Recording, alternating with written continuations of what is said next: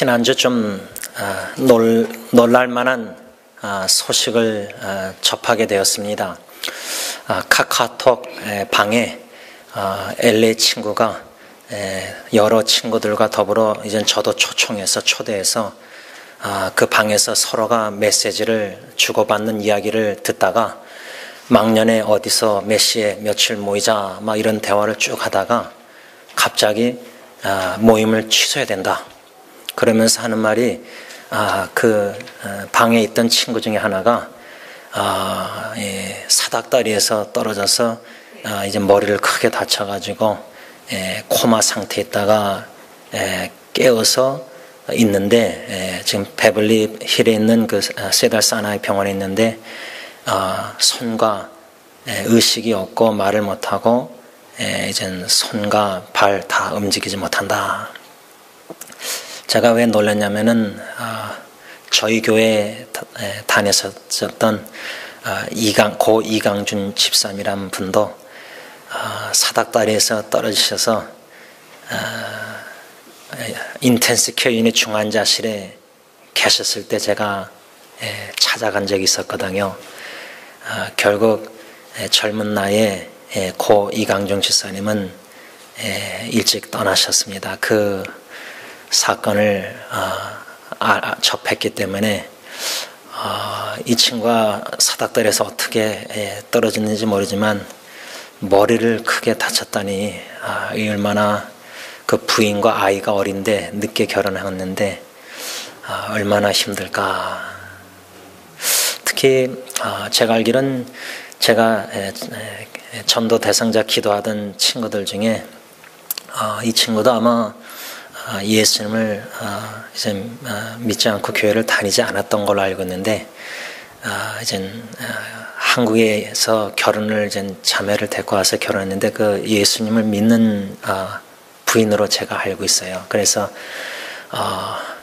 하나님께서 그 부인을 사용하셔서 제가 볼 때는 이 남편도 교회를 다니고 예수를 믿고 그렇게 되지 않았는가. 그런데 왜 이런 너무나 이해할 수 없는 충격적인 갑작스러운 사고가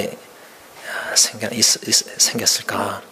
그래서 제가 아까 광고할 때 오늘 12월 7일이니까 새해를 맞이하는 거 감사한데 아직도 한 24일 정도 남았는데 하루하루 우리는 이 땅에 살아가면서 어떤 일이 무슨 일이 갑작스러운 사고가 일어날지 우리는 예상을 할 수가 없습니다. 나뿐만 아니라 내 사랑하는 가족 식구들 삶 속에 또 사랑하는 친척 친구들 형제 자매들 교회 식구들 사이에 무슨 일이 어떤 일이 일어날지 모릅니다.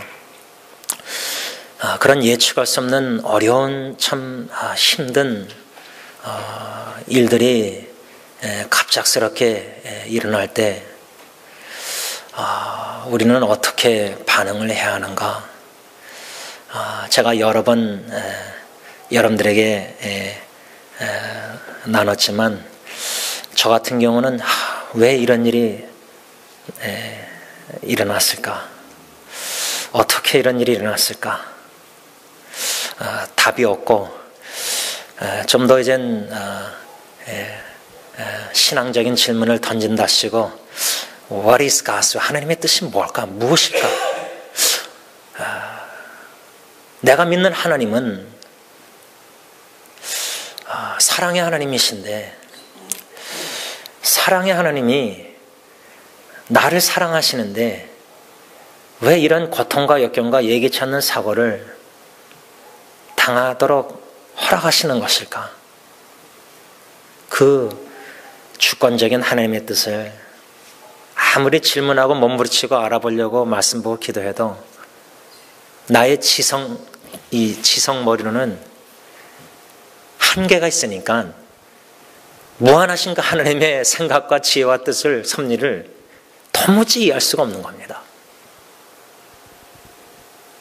그것이 어쩌면은 고통스러운 사고와 상황보다 알지 못하는 그 아버지 하나님의 뜻, 그 마음을 알지 못하는 그 답답한 뭔가 괴로움, 특히 우리가 1박 2일 기도회, 새벽 기도회 때 시편 13편을 묵상하면서 다윗이 how long? 어느 때까지니까 4번이나 기도하면서 하나님 앞에 몸부림치면서 기도하면서 부르짖으면서 어느 때까지 하나님 나를 잊어버리실 겁니까? 어느 때까지 얼굴을 나에게 가리우실 겁니까?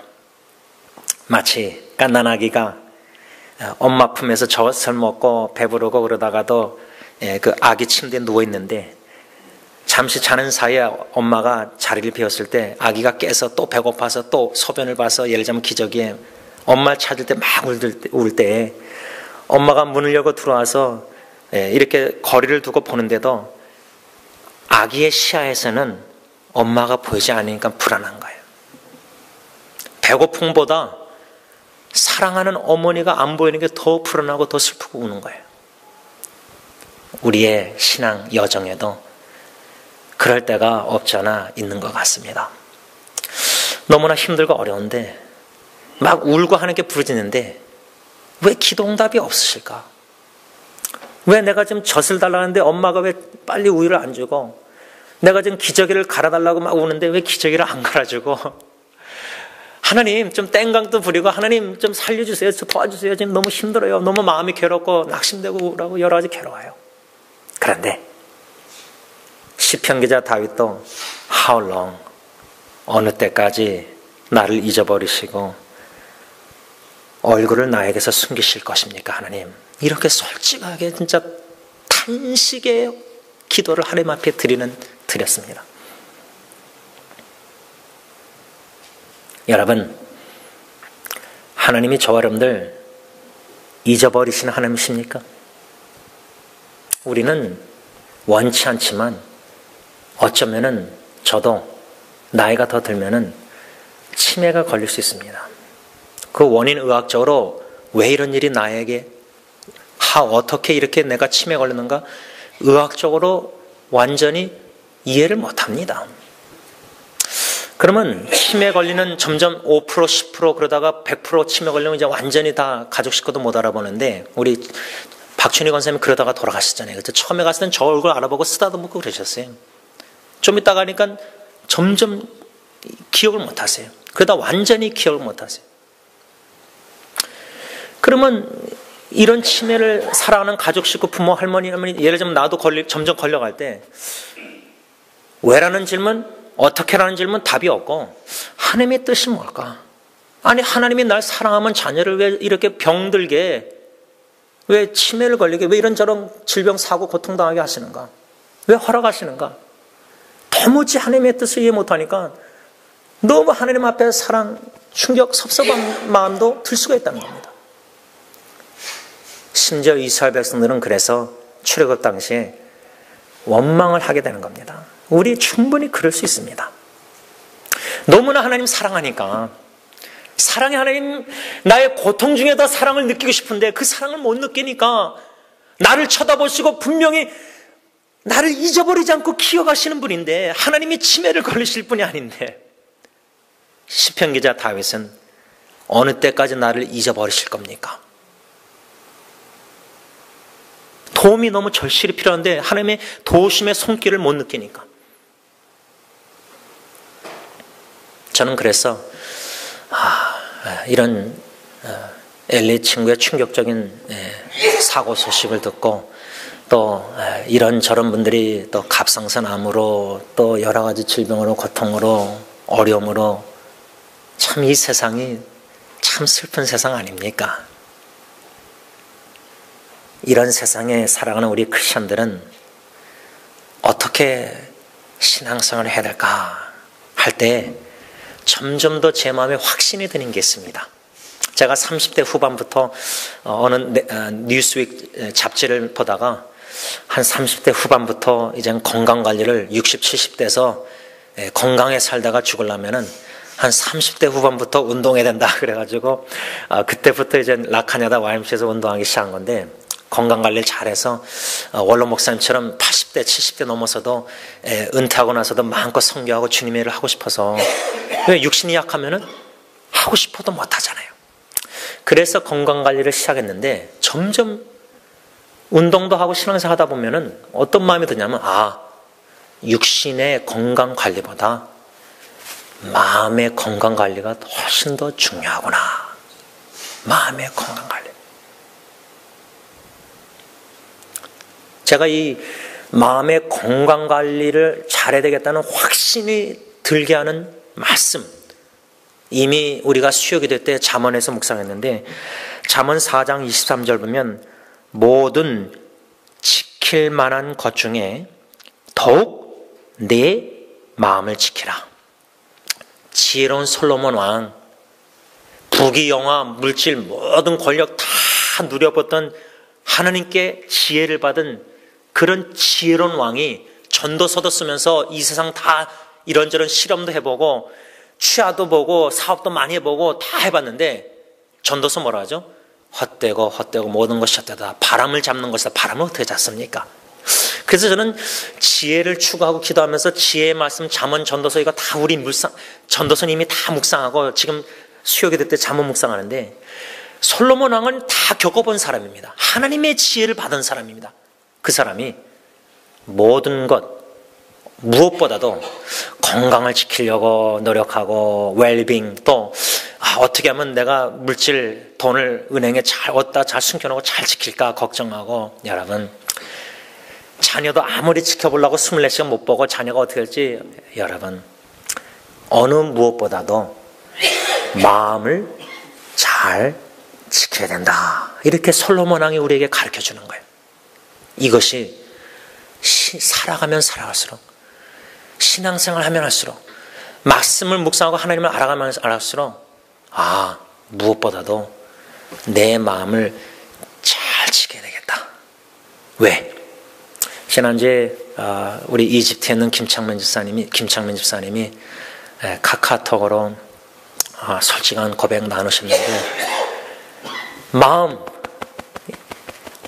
그냥 간략하게만 나눈다면 집사님이 뭐라고 고백하냐면, 나는 아직 멀었습니다. 나는 아직 멀었습니다.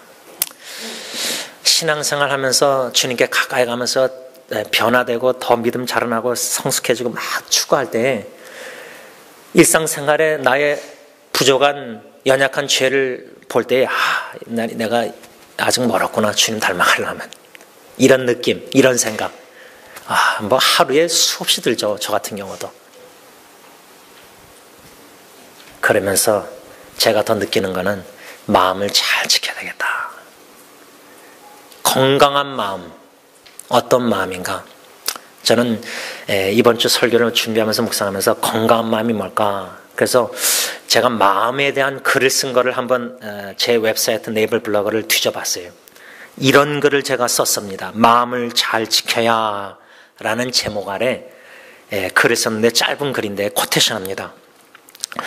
마음에 하나님을 향한 의심이 들기 시작하면 그 의심은 불신으로, 불신은 불만족 속에서 불평과 원망으로, 그리고 결국에는 하나님의 명령에 불순종하게 되는 것 같습니다. 그러므로 우리는 육신의 건강보다 마음을 더 잘 지켜야 합니다. 갑작스러운 사고와 역경과 어려움을 당할 때 상황에 우리가 막 몰입되면 초점 맞추면은, 성경은 not by sight, 보는 대로 걷지 말고 믿음으로 걸어라, 이렇게 성경은 말씀하겠는데, 우리가 연약하기 때문에 육신으로 지금 보는 것이 동서남북 갇혀 있고 너무 어렵고 힘들고 고통과 역경과 슬픔과 해결 방법이 없는 육신의 눈으로 상황을 바라볼 때, 거기에 막 조금 빠지다 보면은 생각, 염려, 근심, 걱정, 불안, 두려움 막 이렇게 됩니다. 그럴 때의 위험이 뭐냐? 내 초점이 주님을 바라보던 눈이, 믿음으로 바라보던 눈이 상황을 바라보다 보면, 왜 하나님 이런 일을 허락하셨을까 질문 던질 때 하나님의 사랑을 마음이 나눠지게 됩니다. 예를 들자면 자식이 갓난아기가 엄마가 나를 젖을 잘 주고 막 기저귀 갈아주는데, 그래서 막 너무 신나고 웃고, 엄마를 보면 막 사랑해, 엄마 보면 막 품 안에 안기면 막 애가 행복하고 그런 미소 짓잖아. 갓난아기 미소가 얼마나 귀여워요. 그렇죠?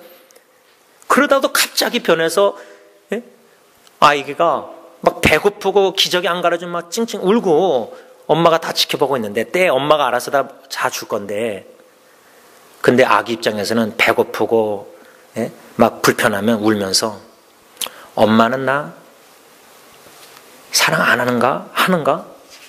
자꾸만 의심하게 됩니다. 마음이 갈라지게 됩니다.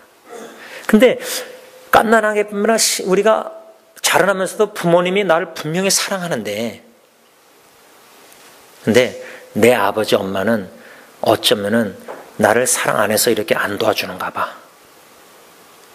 생각이 스쳐가다가 내가 더 힘들고 어려워지면은 왜 부모님 내가 지금 경제적으로 왜 안 도와주시지? 재정 분명히 아버지가 도와준 능력이 있는데 하면서 아이들이 엄마 아빠를 의심하게 되는 거예요.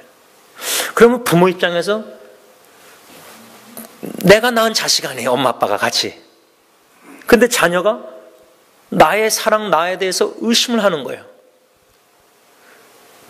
이와 같이는 모든 게 잘 되고 모든 게 편안하고 재정적, 경제적, 건강 다 괜찮으면은 하나님 나 사랑하시니까 축복, 은혜 감사하는데, 신앙 믿음이라는 것은 언제 테스트가 시험이 되냐면 예기치 못한 사고와 고통과 역경이 있을 때, 그 와중에서 나는 과연 하나님을 믿고 감사할 수 있는가? 왜? 어떻게 감사합니까? 힘든데. 어떻게 질병과 고통과 캔서가 암말기에서도 찬양하고 순교합니까? 지난주에 나눴지만 그 이락의 목사님이 4명 어린아이가 이슬라믹 스테이트들이 개종하라고, 여러분 지금 아프리카에서도 보니까요, 기독교인들만 납치해가지고 다 납치해서 아이들 머슬람이면 살려주고 기독교인이면은 모슬람 코란경 외우라고 해서 못 외우면 죽여버리더라고요. 이 종교 전쟁. 그런데 이슬라믹 스테이트 그렇게 할 때 이락 목사님이 목격한지 들었는지 4 어린아이가 예수님 믿는 거 이슬람 개종 안 하고 부인 안 하다가 참수당한 거예요. 어린아이들이 믿음이 얼마나 있을까? 우리 어른보다. 예수님 부인 안 하고 숨겨 죽은 겁니다. 이런 이야기를 들으면 여러분 반응이, 예수님이 누구길래 예수님 때문에 내가 목숨을 걸 수 있을까? 그 어린아이처럼.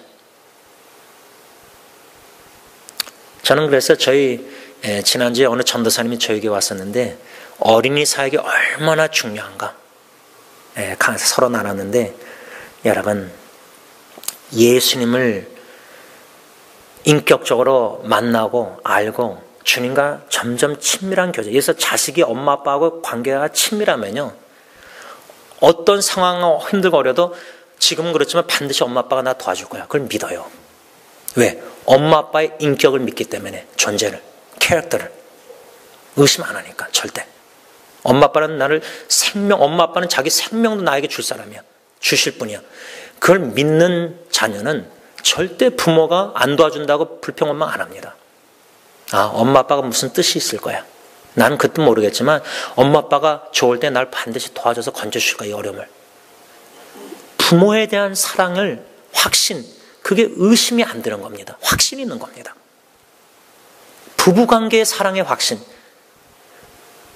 주님과의 관계에서 있는 사랑의 확신, 하나님이 누구신가를 던지는 질문. 자, 그래서 여러분 도전했지 않습니까? 힘들고 어려울 때 왜, 어떻게, 무엇, 하나님의 뜻이 뭐냐, 이런 질문보다 Who is my God? 나의 아버지 하나님은 누구신가? 성경에 하나님은 사랑이시라 하면은, 사랑 속에서 사랑의 하나님께서 이 역경을 허락하셨다면 그 뜻은 이해 못하겠지만 하나님의 사랑의 주권적인 뜻 안에 내가 있다. 그것만으로도 만족하고 인내하고 견딜 수 있는 그 믿음. 여러분, 우리가 빌립보서를 1장부터 쭉 묵상해 오면서 여러분들 편지 받아봤을 때, 연애 편지나 여러분들 사랑하는 사람에게 편지 받아봤을 때 이메일이나, 그 편지 얼마나 막 마음을 설레이고서, 그쵸? 연애할 때, 그쵸? 저도 아내한테 글씨를 잘 못 쓰니까 타자기로 해서 편지 보내고 뭐 이렇게 했는데, 아내가 그 편지를 다 모아놓더라고요. 저는 없어요. 아내가 쓴 기억이 지금 치매가 좀 빨라요. 그런 것들은 또 어떤 건 빨리 잊어버려요. 아내가 보낸 건 뭔지 지금 글들 좀 없어요, 하나도. 그냥 마음. 편지를, 이 빌립보서라는 편지를 보면은 내용을 우리가 볼 때 글씨를 1장 1절부터 지금 2장 11절까지 읽었잖아요. 묵상해 왔잖아요. 근데 이 편지 내용을 쭉 보면은 편지를 쓴 사람 사도 바울이 감옥에서 빌립보라는 지역의 교인들, 성도들, 형제자매들에게 자기가 복음으로 전해서 해산에서 고통해서 난 영적 자식들한테, 영적 자녀들한테 편지를 쓰는 거예요. 그러면 자녀가 이 편지를 읽을 때, 아, 우리 영적 아버지 바울 선생님이 아, 이러라 저러라 그러는구나. 글을 눈으로 보고 이해는 머리로 아는데 편지를 쓴 사람의 영적 아버지의 마음을 헤아리지 못하는 거예요. 여러분, 자식들 멀리 대학교 가든지 할 때 뭐 편지 쓰고 이메일 쓰고 문자 메시지 보낼 때 그 짧은 문자 메시지 편지 내용의 이메일에 글자 보면 그냥, 예를 들면 제가 저희 자녀들 생일날에 이메일을 써서 보냈거든요. 사진, 옛날 사진에서. 근데 집에 가면은 제가 어쨌든 편지 봉투에서 준 적도 있어요. 근데 편지 봉투가 여기저기 널려 있더라고요.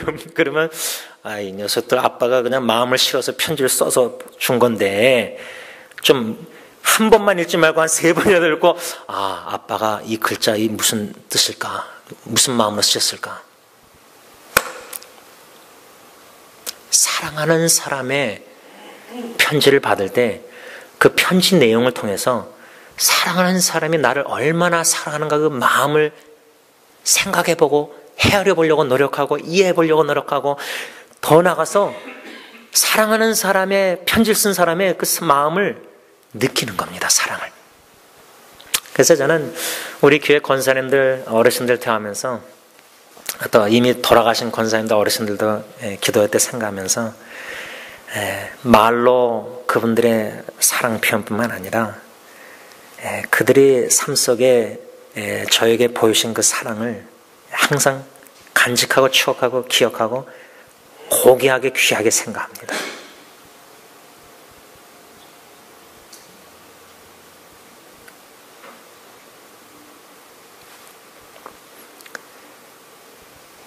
그 사랑의 힘으로, 그 은혜의 사랑의 힘으로 하루하루 살아가며 주님을 섬길 수 있는 이 은혜를 누리는 겁니다.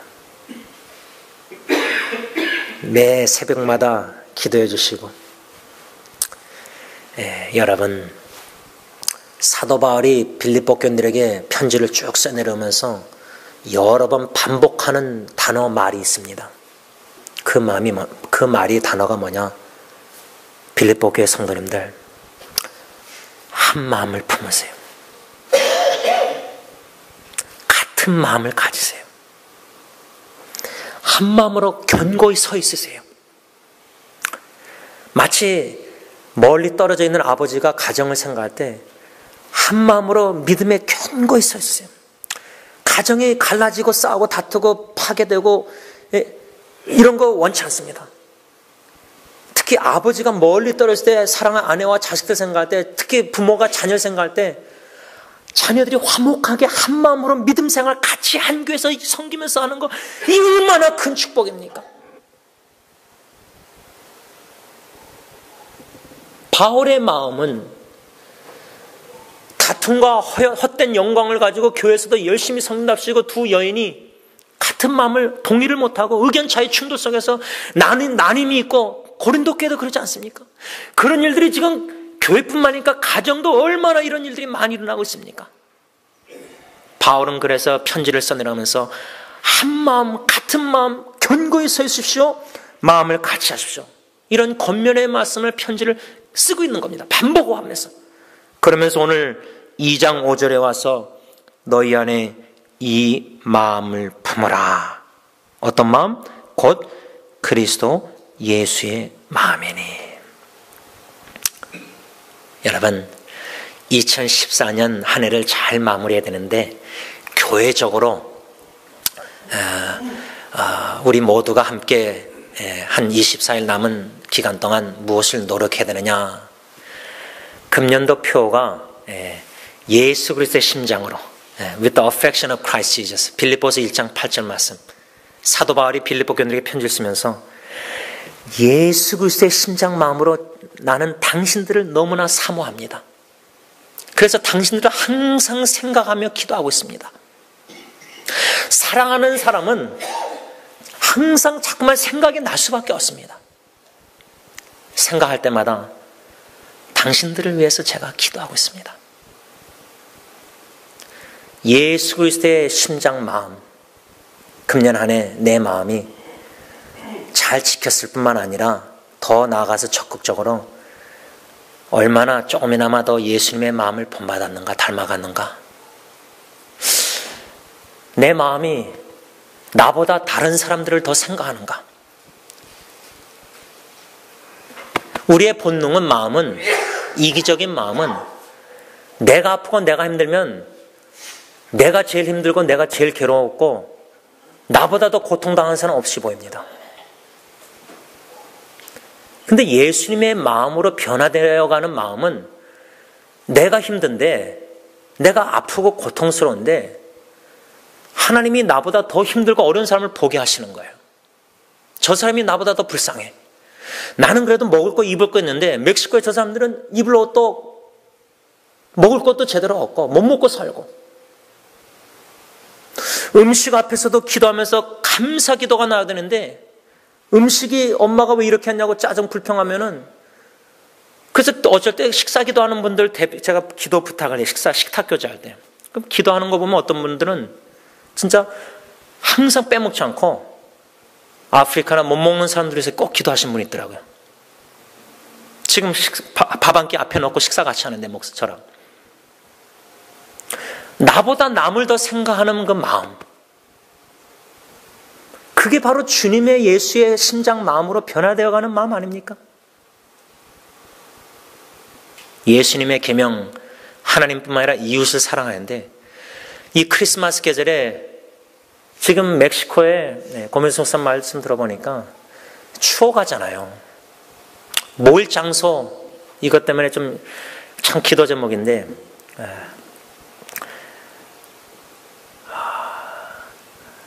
전 기도 제목이 멕시코 티안에 예배당을 하나님이 참 건축했으면 얼마나 좋을까. 여기저기 집 돌아가면서 모이는데 또 이런저런 어려움과 시험 유혹 들어서 또 그 집에서 못 모이니까 또 다른 데 찾아야 되고, 지금 이게 벌써 10년째 이러는 거예요. 예배당이 이렇게 있어서 저 사람들이 예배 드릴 수 있다는 자체. 추우면은 이렇게 히를 틀고 더우면은 에어컨 들고 뭐든 우리가 뭐가 부족합니까? 이 예배당도 없어서 못 모이는데 모일 곳이 없어서. 예수의 탄생을 기념하는 크리스마스 계절에 선물 교환도 우리가 이제 크리스마스 맺고 다 하겠지만 더 베푸고 싶어 하는 마음, 나보다 더 못 먹고 힘들게 사는 사람에게 조금 더 관심을 갖고, 안 입는 옷, 물건들 가져서 멕시코 보내고, 우리가 볼 때는 그게 별로 필요 없는 것이지만 그거조차도 너무 필요한 사람들이 많다는 겁니다. 미국은 나만 돌아가는 게, 버리는 게 많잖아요.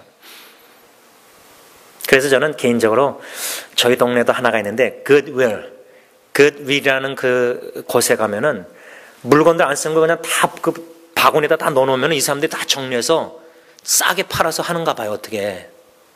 그런 단체도 회사, 이게 얼마나 좋습니까? 좋은 뜻으로 그렇게 하잖아요, 일을요. 사도 바울은 빌립보 교인들에게 한 마음 경고해 주세요, 같은 마음, 이렇게 마음을 강조하면서 오늘 본문에 와서요, 빌립보 교회 성도들에게, 또 우리에게, 여러분 이 마음을 꼭 품으세요.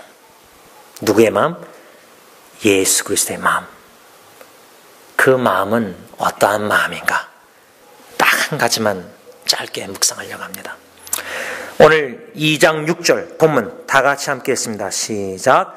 그는 근본 하나님의 본체시나 하나님과 동등됨을 취할 것으로 여기지 아니하시고. 이 말씀 속에서 한 가지 꼭 우리가 듣고 묵상하고 또 고민하고 기도하고 배워야 될 교훈은 뭐냐? 내가 예수 그리스도의 마음으로 자꾸만 변해야 되는데, 내 마음이 그냥 겉으로 예수 믿는 척하고 옷을 교회 오면 이런 게 아니라, 겉모습이 진짜 직분자라서 세상에 나가서 이게 아니라, 진짜 저분은 교회 다닌다는 듯 말도 안 하고 뭐 겉으로 뭐 그런 거 전혀 모르겠는데 사람이 너무나 진짜 다르다.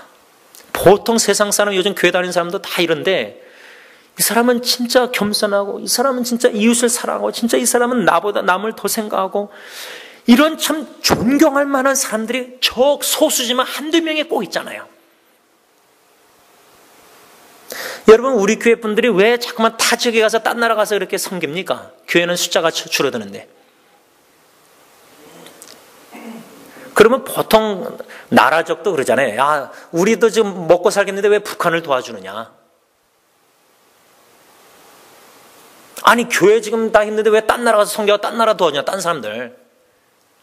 아니, 우리 집안인데 어떻게 딴 친척 집안, 딴 형제를 도와주냐? 이게 우리 논리 아닙니까? 우리 생각 그거 아닙니까? 물론 균형 있게 다 잘해야 되죠. 나도 잘 돌봐야 되고 다른 사람도 잘 돌봐라. 우리 2장에서 묵상했잖아요. 균형 있게 해줘.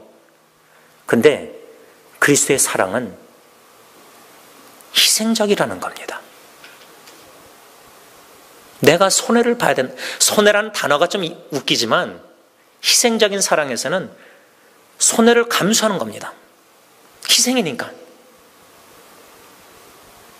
나의 섬김, 희생적인 섬김을 통해서 시간을 희생하고 손과 발을 희생하고 섬김을 희생하고 옷을, 이런 것들을 희생하면서까지 남을 섬기고 돕고 하는 거. 나의 희생이 한 사람이 더 나음이 된다면, 잘 된다면 그것만으로도 우리 만족한 거 아닙니까? 내가 손해를 봐도 남이 유익이 된다면 그 손해가 가치 있는 손해 아닙니까? 내 물건이 뭔가 누구 줄 때 내 물건이 없어서 내가 불편하지만 내 불편함이 오히려 남들이 편해진다면 그게 희생적인 그리스도의 사랑이 아닙니까? 작게부터 얘기한다면 우리가 지극히 작은 일부터 충성해야 되잖아요. 크게 뭐 주님을 위해서 큰 집회에 가서 뭐 전 세계를 뭐 복음하고. 저는 개인적으로 큰 집회를 안 좋아합니다.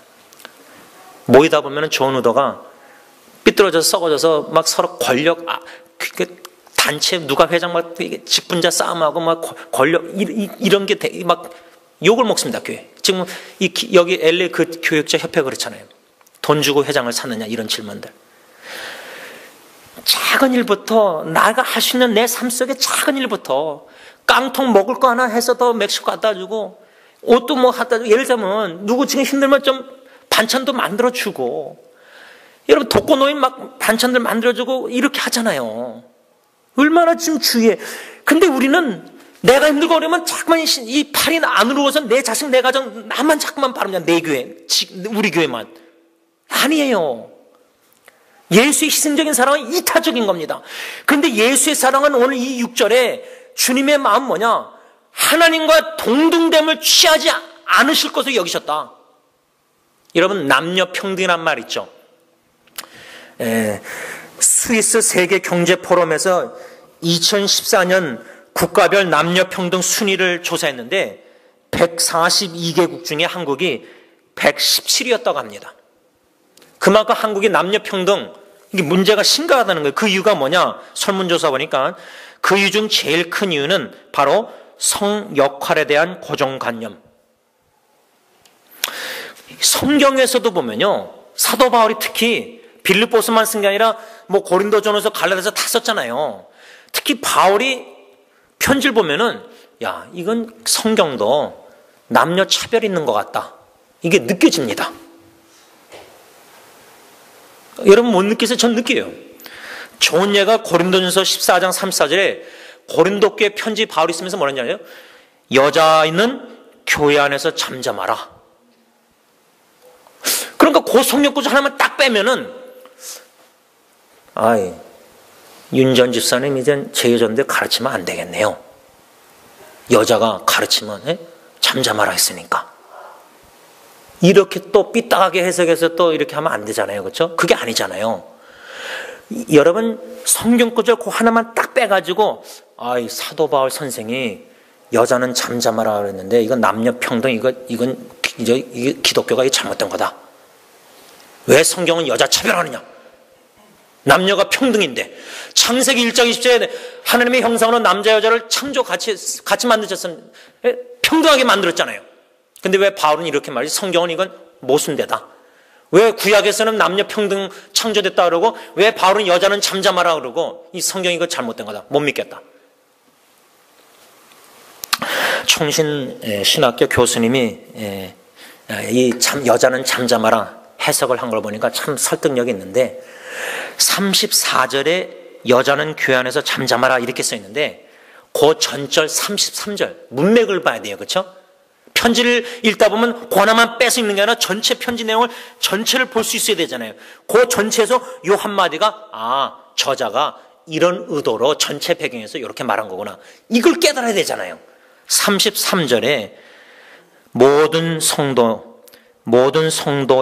성도의 교회 삶과 같이, 그 말은 뭐냐면 모든 성도가 교회 안에서 잠잠하라, 특히 여자가 잠잠하라, 그 말이에요. 그러면 이게 무슨 뜻일까 이해가 못해요. 왜? 고린도 교회 배경을 알아야 되거든요. 그 1세기. 그 고린도 교회에 무슨 일이 있었길래 바울이 다들 모든 성도가 교회 안에서 잠잠하라, 특히 여자들이 잠잠하라, 왜 그렇게 말했느냐? 고린도 교회는 은사주의가 강했습니다. 은사. 그 은사 중에 뭐죠? 방언의 은사를 너무 좋아했던 거예요. 방언의 은사, 막 뭐라라 막 하는 건 저는 못하겠지만 하여튼 각자 은사 받은 분 하신 분 있겠지만 공예배에서 공적인 자리에서 예를 들면 제가 새벽 기도회 전에 우리 교회에 나와서 어느 권사님이 막 방언하셨는데 바람직하지 않습니다. 무질서하게 예배드리면 안 됩니다. 내가 소리내서 막 방언하면은 다른 사람들 기도 방해하는 거 아닙니까? 새벽 기도회 때. 그러니까 고린도 교회 문맥 배경은 무질서하게 막 은사 받은 거를 방언을 막 한 거예요. 그래서 사도 바울이 뭐죠?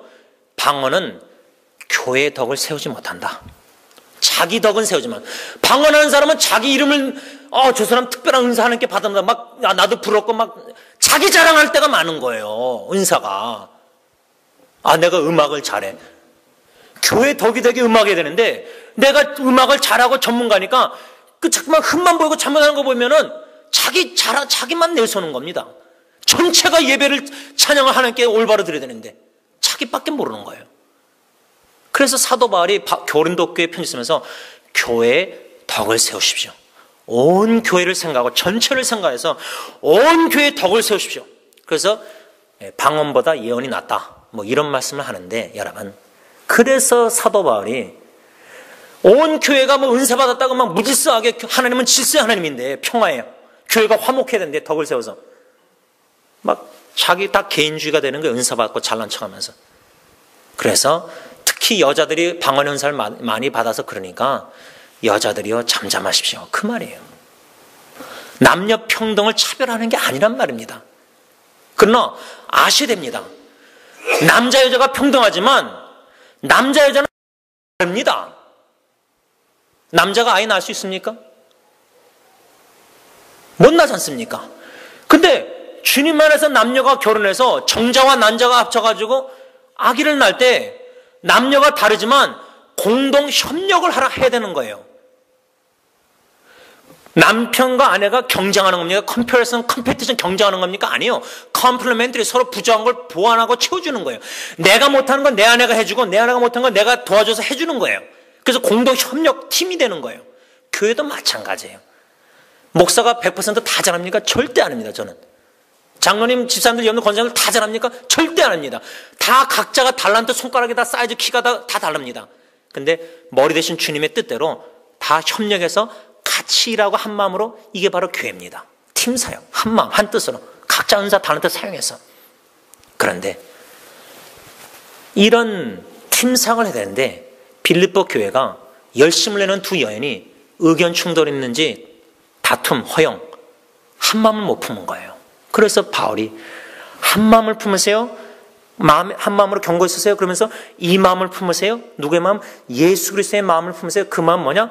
서로 동등하지만 남녀가 동등하고 두 사람이 지도자가 둘 다 장로고 집사하고 권사 이걸 다 떠나서 다 똑같아도 남녀가 평등하지만 주님 안에서 다 하나라고 그랬잖아요. 고린도 선생. 교회 안에 무슨 빈부 차이가 있습니까? 아니, 교회 안에 누가 돈 많으면 장로가 되고 돈 없으면 이런 게 아니잖아요. 세상이 지금 그렇게 삐뚤어 만들었잖아요. 교회 안에서. 남녀, 종, 여자 이런 게 없습니다. 그리스도 안에서는 히스패닉, 코리안, 잉글리시 스피킹 문화 차이 있지만 언어가 다르고 성격이 다르고 다 하나입니다. 근데 기능이 다릅니다. 여자 역할과 남자 역할, 부부관계에서 다르잖아요. 다 다릅니다. 그런데 서로 다르지만 한 마음으로 주님 한 팀으로 섬기기 위해서는 동등됨을 취할 것으로 여기지 말라는 겁니다. 빌립보서 2장 3절 우리가 뭐라 하죠? 상대방을 나보다 더 낫게 훌륭하게 생각하라, 여기라. 이게 비결입니다. 내가 낮아지는 게 비결이라 그 말입니다. 직분은 섬기라고 있는 겁니다. 직분은 상대방을 겸손히 밑에 내려가서 희생적으로 섬기라는 겁니다. 내가 힘들고 내가 어렵고 내가 아프고 내가 상처 있고 내가 눈물을 흘려야 돼도 상대방이 세움을 받을 때 그 기쁨은 누구도 헤아리지 못합니다. 여러분들 부모가 희생해서라도 자녀를 잘 키워서 자녀가 세상에 나가서 예수 믿는 청년으로서 믿음 생활하면서 주님을 위해 이럴 때 그 눈물 희생, 죽어도 눈 감아도 편안하지 않겠습니까? 사도 바울은 특히 지도자들이 다투니까 한 마음 품으세요. 예수님의 마음. 동등하지만 다 같은 장로라도 큰 교회에 다른 장로님을 나보다 더 훌륭하게 여기고 낮아서 겸손히 섬기라 그 말이에요. 결론을 맺고자 합니다. 겸손히 교회를 섬긴다는 것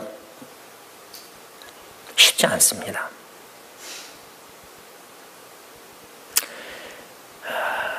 이해를 받지 못하고 오해를 충분히 받을 수 있습니다. 괜찮습니다. 기쁨도 있겠지만 눈물도 있을 수 있습니다. 괜찮습니다.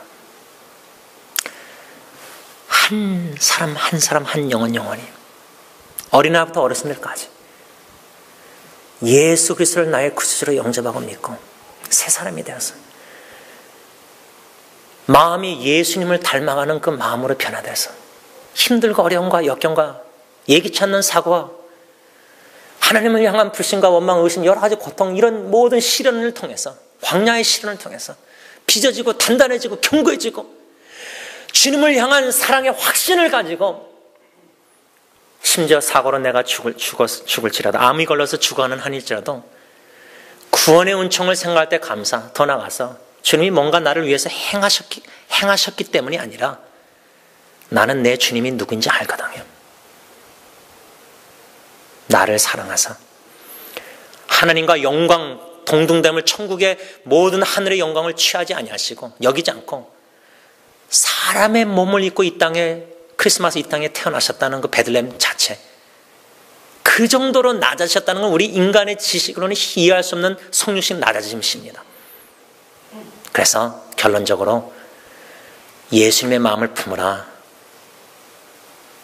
우리의 마음이 예수님의 마음으로 변화되어 가고 있다면 세상에 소외된 사람들, 뭐 편안하게 잘 먹고 잘 사고 잘 이렇게 지내는 분들은 걱정이 안 되죠.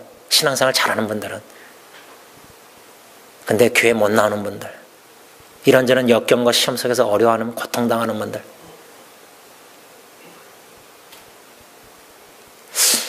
하나님 꼭 붙잡으셔서 이 시련을 잘 이겨나가게 하시고 오히려 이 역경 속에서 믿음이 더 단단해지고 결단해서 한 마음으로 견고히 설 수 있도록 아버지 하나님 꼭 붙잡아 주세요. 이 기도입니다. 기도하겠습니다. 하나님 아버지, 아버지께서 사랑하시는, 제일 사랑하시는 여기 계신 한 분 한 분 하나님의 자녀들 마음, 주님이 꼭 십자가에 벌리신 발로 못자국 난 손자국으로, 창자국으로 너무 힘들고 어렵고 어디 갈 데가 없을 때 주님이 꼭 품어주시고 안아주시고 내가 너를 아직도 사랑한다, 그 음성을 꼭 들려주셔서 이 땅에 살아가는 동안 쓰러지고 자빠지고 그럴 때가 많지만 또 너무나 힘들어서 서서 걸을 수 없을 때도 주님이 꼭 나를 품에 안아주시고 그 날개 아래 나를 거느려 주셔서 보호하시고 지켜주시고 인도할 줄 믿고 위기와 역경 속에서 오히려 아버지의 사랑의 마음을, 주님의 마음을 더 깊이 넓게 많이 체험해서 앞으로 어떤 난관과 역경과 위기에 처하는 사고가 있을지라도 항상 좋으신 하나님만을 바라보고 의지하고 믿고 확신을 가지고 심지어 사고로 내 생명을 떠나갈지라도 이 세상을 떠난다 할지라도 그 구원의 은총에 감사하는 마음으로 할렐루야 찬양하며 저 천성에 입성하는 하나님의 자녀들이 다 되게 앞서서 특별히 하나님 우리 마음 점점 더 낮아지게 하시고 겸손하게 하시고 겸손이 생길 때 힘든 일이 많이 있을지라도 그 힘든도 주님 은혜로 여기고 자격이 없는 자 무엇이간데 사람을 섬김으로 희생할 수 있는지 그 은혜로 여기고 즐거운 마음으로 자원하는 마음으로 겸손히 주님만 바라보며 섬기며 주님께 영광 돌리는 겸손의 마음을 소유자들이 다 되게 하여 주시옵소서. 예수님의 이름으로 기도를 올리옵나이다. 아멘. 여러분 혹시 동화 이야기 중에 왕자와 거지라는 이야기, 제가 갑자기 영화라는 말이 튀어나왔는데 이병헌 씨가 나오는 그 광해, 아마 좀 약간 비슷한 스토리인 것 같은데 왕자와 거지라는 그 동화 이야기를 보면은 왕자와 거지가 만나서 서로 옷을 받고 있습니다. 왕자는 거지 옷을 입고 거지는 왕자의 옷을 입고, 그래서 왕자가 거지 생활을 합니다. 그리고 거지는 왕자의 옷을 입고 왕자처럼 이젠 살아갑니다. 왕궁에서. 그런데 이 왕자가 처음 거지 생활을 하다가 익숙하지 못해서 여러 사람에게 I am the prince, 나는 왕자다. 나는 왕자다. 이 진짜 왕자인데 거지 옷을 입고 거지 생활을 하면서 아마 힘들어서인지 왕자다, 나는 왕자다 그러는데 자기 자신을 밝히지만 오히려 사람들에게 미친놈 취급을 받고 미움을 받습니다. 그러면 거지는 어떤가? 거지는 왕자의 옷을 입고 왕궁에서 살면서 점점 왕자의 생활에 익숙해지는데, 그리고 나라 일을 조금씩 배우고 해나가는데 거지 역시 뭐라고 말하냐면 사람들에게 저는 한낱 거지에 불과합니다. 맞죠? 그런데 그렇게 자기 자신이 거지임을 사실을 밝혔지만 주위 사람들은 우리 왕자님께서 좀 미치셨나라고 생각만 하고 오히려 더 잘 모시려고만 하였다. 이런 왕자와 거지의 이 동화 이야기가 생각난 이유는 오늘 본문 빌립보서 2장 7절, 6절, 7절 보면은 6절에 그는 근본 하나님의 본체시나, 예수님은 근본 하나님의 본체시나, 그런데 7절에 오히려 자기를 비워 종의 형체를 가지사 사람들과 같이 되셨다. 이 짧은 두 구절의 말씀 속에서 생각하고자 하는 것은 왕 중의 왕이신 예수님이 거지가 되셨다? 이렇게 제가 말하면 여러분들 어떻게 받아들이시겠습니까? 좀 마음에 다가오지 않으면 하나님이신데, 성자 하나님이신데 하나님과 동등됨을 취할 것으로 여기지 않았다. 그 말은 예수님께서 성자 하나님으로서 하나님의 영광, 그 하늘나라의 모든 영광을 취할 것으로 여기지 아니하시고 다 내려놓으시고 낮고 낮은 이 땅에 그것도 인간의 몸을 입으시고 베들레헴에, 그것도 천한 베들레헴에 태어나셨다. 사람의 몸을 입고 태어나셨다. 본체의 근본 하나님이신데 종의 형체를 입으셨다. 그 말입니다.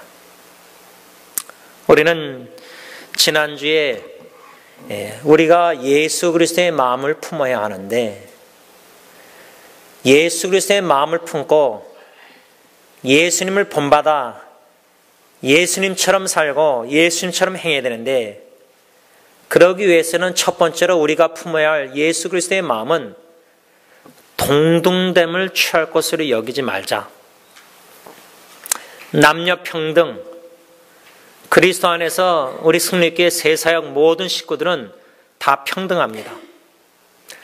누가 더 높고 누가 더 낮고 뭐 이런 게 아닙니다. 다 동등합니다. 누가 세상적으로는 공부를 더 많이 하고 세상에서는 뭐 정치인이고 의사고 권력이 있고 다 그런 거 대통령이라 할지라도 그리스도 안에서는 다 평등합니다. 그런데 동등하지만은 하나님 예수 그리스도께서 하나님이심에도 불구하고 동등됨을 취할 것으로 여기지 않고 낮아지셨습니다. 제가 이 말씀을 묵상하면서 어떤 생각이 들었냐면 왜 예수님은 동등한 영광을 하늘나라에서 마음껏 누리시면서 계셔도 되는데 왜 베들레헴에 인간의 몸을 입고 태어나시고 또 오늘 본문에 여러분 주님이신데 종이 된다. 우리 미국의 옛날 역사에 우리 백인들이 주인이고 마스터이고 흑인 분들이 노예로 노예 제도가 있었을 때 한번 상상이 되십니까? 백인 주인이 흑인 노예 입장에 서 있고 흑인 노예가 되고 흑인 노예가 백인 주인의 포지션에 있어서 왕과 거지가 뒤바뀌듯이 옷을 바꾸고 다 바꾸듯이 그게 그림이 그려지십니까? 물론 예수님이 사람의 몸을 입고 종의 형체 이거와는 천지 차이겠지만 조금이나마 우리가 이해하려고 노력할 때 마치 왕이 거지가 왕, 왜 왕 중에 왕이신 예수님이 하나님과 동등됨을 취할 것을 여기지 아니하시고 왜 낮고 낮은 이 천한 이 땅에 죄악된 이 땅에 그것도 베들레헴 초라하게 인간의 몸을 입고 사람의 몸을 입고 아기 예수 탄생하셨고 또 종의 형체로 우리를 섬기셨는가? 왜 그 정도로 낮아지셨는가? 우리를 높이시고자. 내가 거지가 되고 저 거지를 왕자로 신분이나 모든 것을 높여서 왕자로서 모든 것을 누리게 하고자 왕궁에서 하늘에 계신 하나님의 아버지 아들 독생자 예수가 모든 영광을 다 버리시고 죄악된 이 세상에 낮고 낮은 땅에 천한 곳에 오셔서 종으로 섬기셔서 저 사람들을 구원하시사 모든 죄 사하여 주시고 의롭다 하시고 구원자 주시고 구원하시사 하나님의 아들 신분으로 만들으셨다는 겁니다. 하나님의 자녀로. 그래서 우리가 성가대가 찬양했듯이 저 높은 곳을 향하여 우리는 이 낮고 낮은 곳에 지금 살고 있지만 하나님의 아들 딸로서 천국 시민권자로서 영원한 하늘나라 그 저 높은 곳에 우리를 거하게 하시고자 예수님이 낮고 낮은 이 땅에 베들레헴 마을간에 태어나셨다. 이 아기 예수를 탄생을 기억하고 기념하는 저 여러분들, 우리 마음은 예수님의 마음을 본받았는데 우리 마음이 만일에 자꾸만 높아지려고 한다. 예수님처럼 낮아지고 낮아져야 하는데 이 예수님의 낮아지심을 신학적 용어 한마디로 성육신이라고 합니다. 성육신. 성육신. 거룩하신 하나님의 아들 예수님께서 육신의 인간의 몸을 입으셨다. 그러면 인간의 몸을 입고 태어나셨으면은 죄 가운데서 태어나서 죄인이 되셔야 되는데 예수님은 아무 죄가 없으신 어떻게? 마리아 동정녀 탄생 어떻게? 성령으로 잉태하사 그래서 죄가 없으신 인간의 몸을 완전한 사람 인간의 몸을 입고 이 땅에 오신 사건을 가리켜서 성육신 사건이라고 말합니다. 이 성육신에 대한 적합한 말씀이 요한복음 1장 14절이라 생각합니다. 말씀이 육신이 되어 우리 가운데 거하심에 여기서 말씀은 창세 전부터 스스로 계신 창조주 하나님 독생자 예수 그리스도를 가리킵니다. 이 예수님이 육신이 되어 누구 가운데 거하셨느냐? 우리 가운데. 창조주 성자 하나님이 피조물인 우리 가운데 거하시는 사건이 바로 성육신 사건, 예수 그리스도가 인간의 몸을 입고 우리 사람들 피조물 가운데 거하셨다. 조물주가. 우리의 지성으로는 이성으로는 이해가 안 됩니다. 충분히. 왜 그러셨는가? 제가 대학교 때 룸메이트 하나가 이 예수님의 성육신 사건을 한 예를 들어줬는데 일러스트레이션. 그게 이렇게 20년 넘도록 잊혀지지 않는데 하나님 아버지께서 하늘나라 그 높은 천국에서 독생자 아들 예수에게 내가 너를 저기 지구 사람들 있는 곳에 보내겠다. 근데 그 이야기 일러스트레이션 표현을 사람으로 얘기 안 않고 저기 아주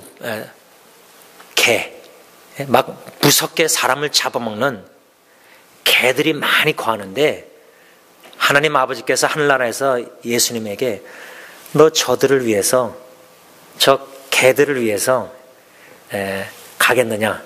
저기로 가겠느냐? 그런 예를 하나 이제 일러주시는데 그때 예수님께서 하나님 아버지께 순종하겠습니다.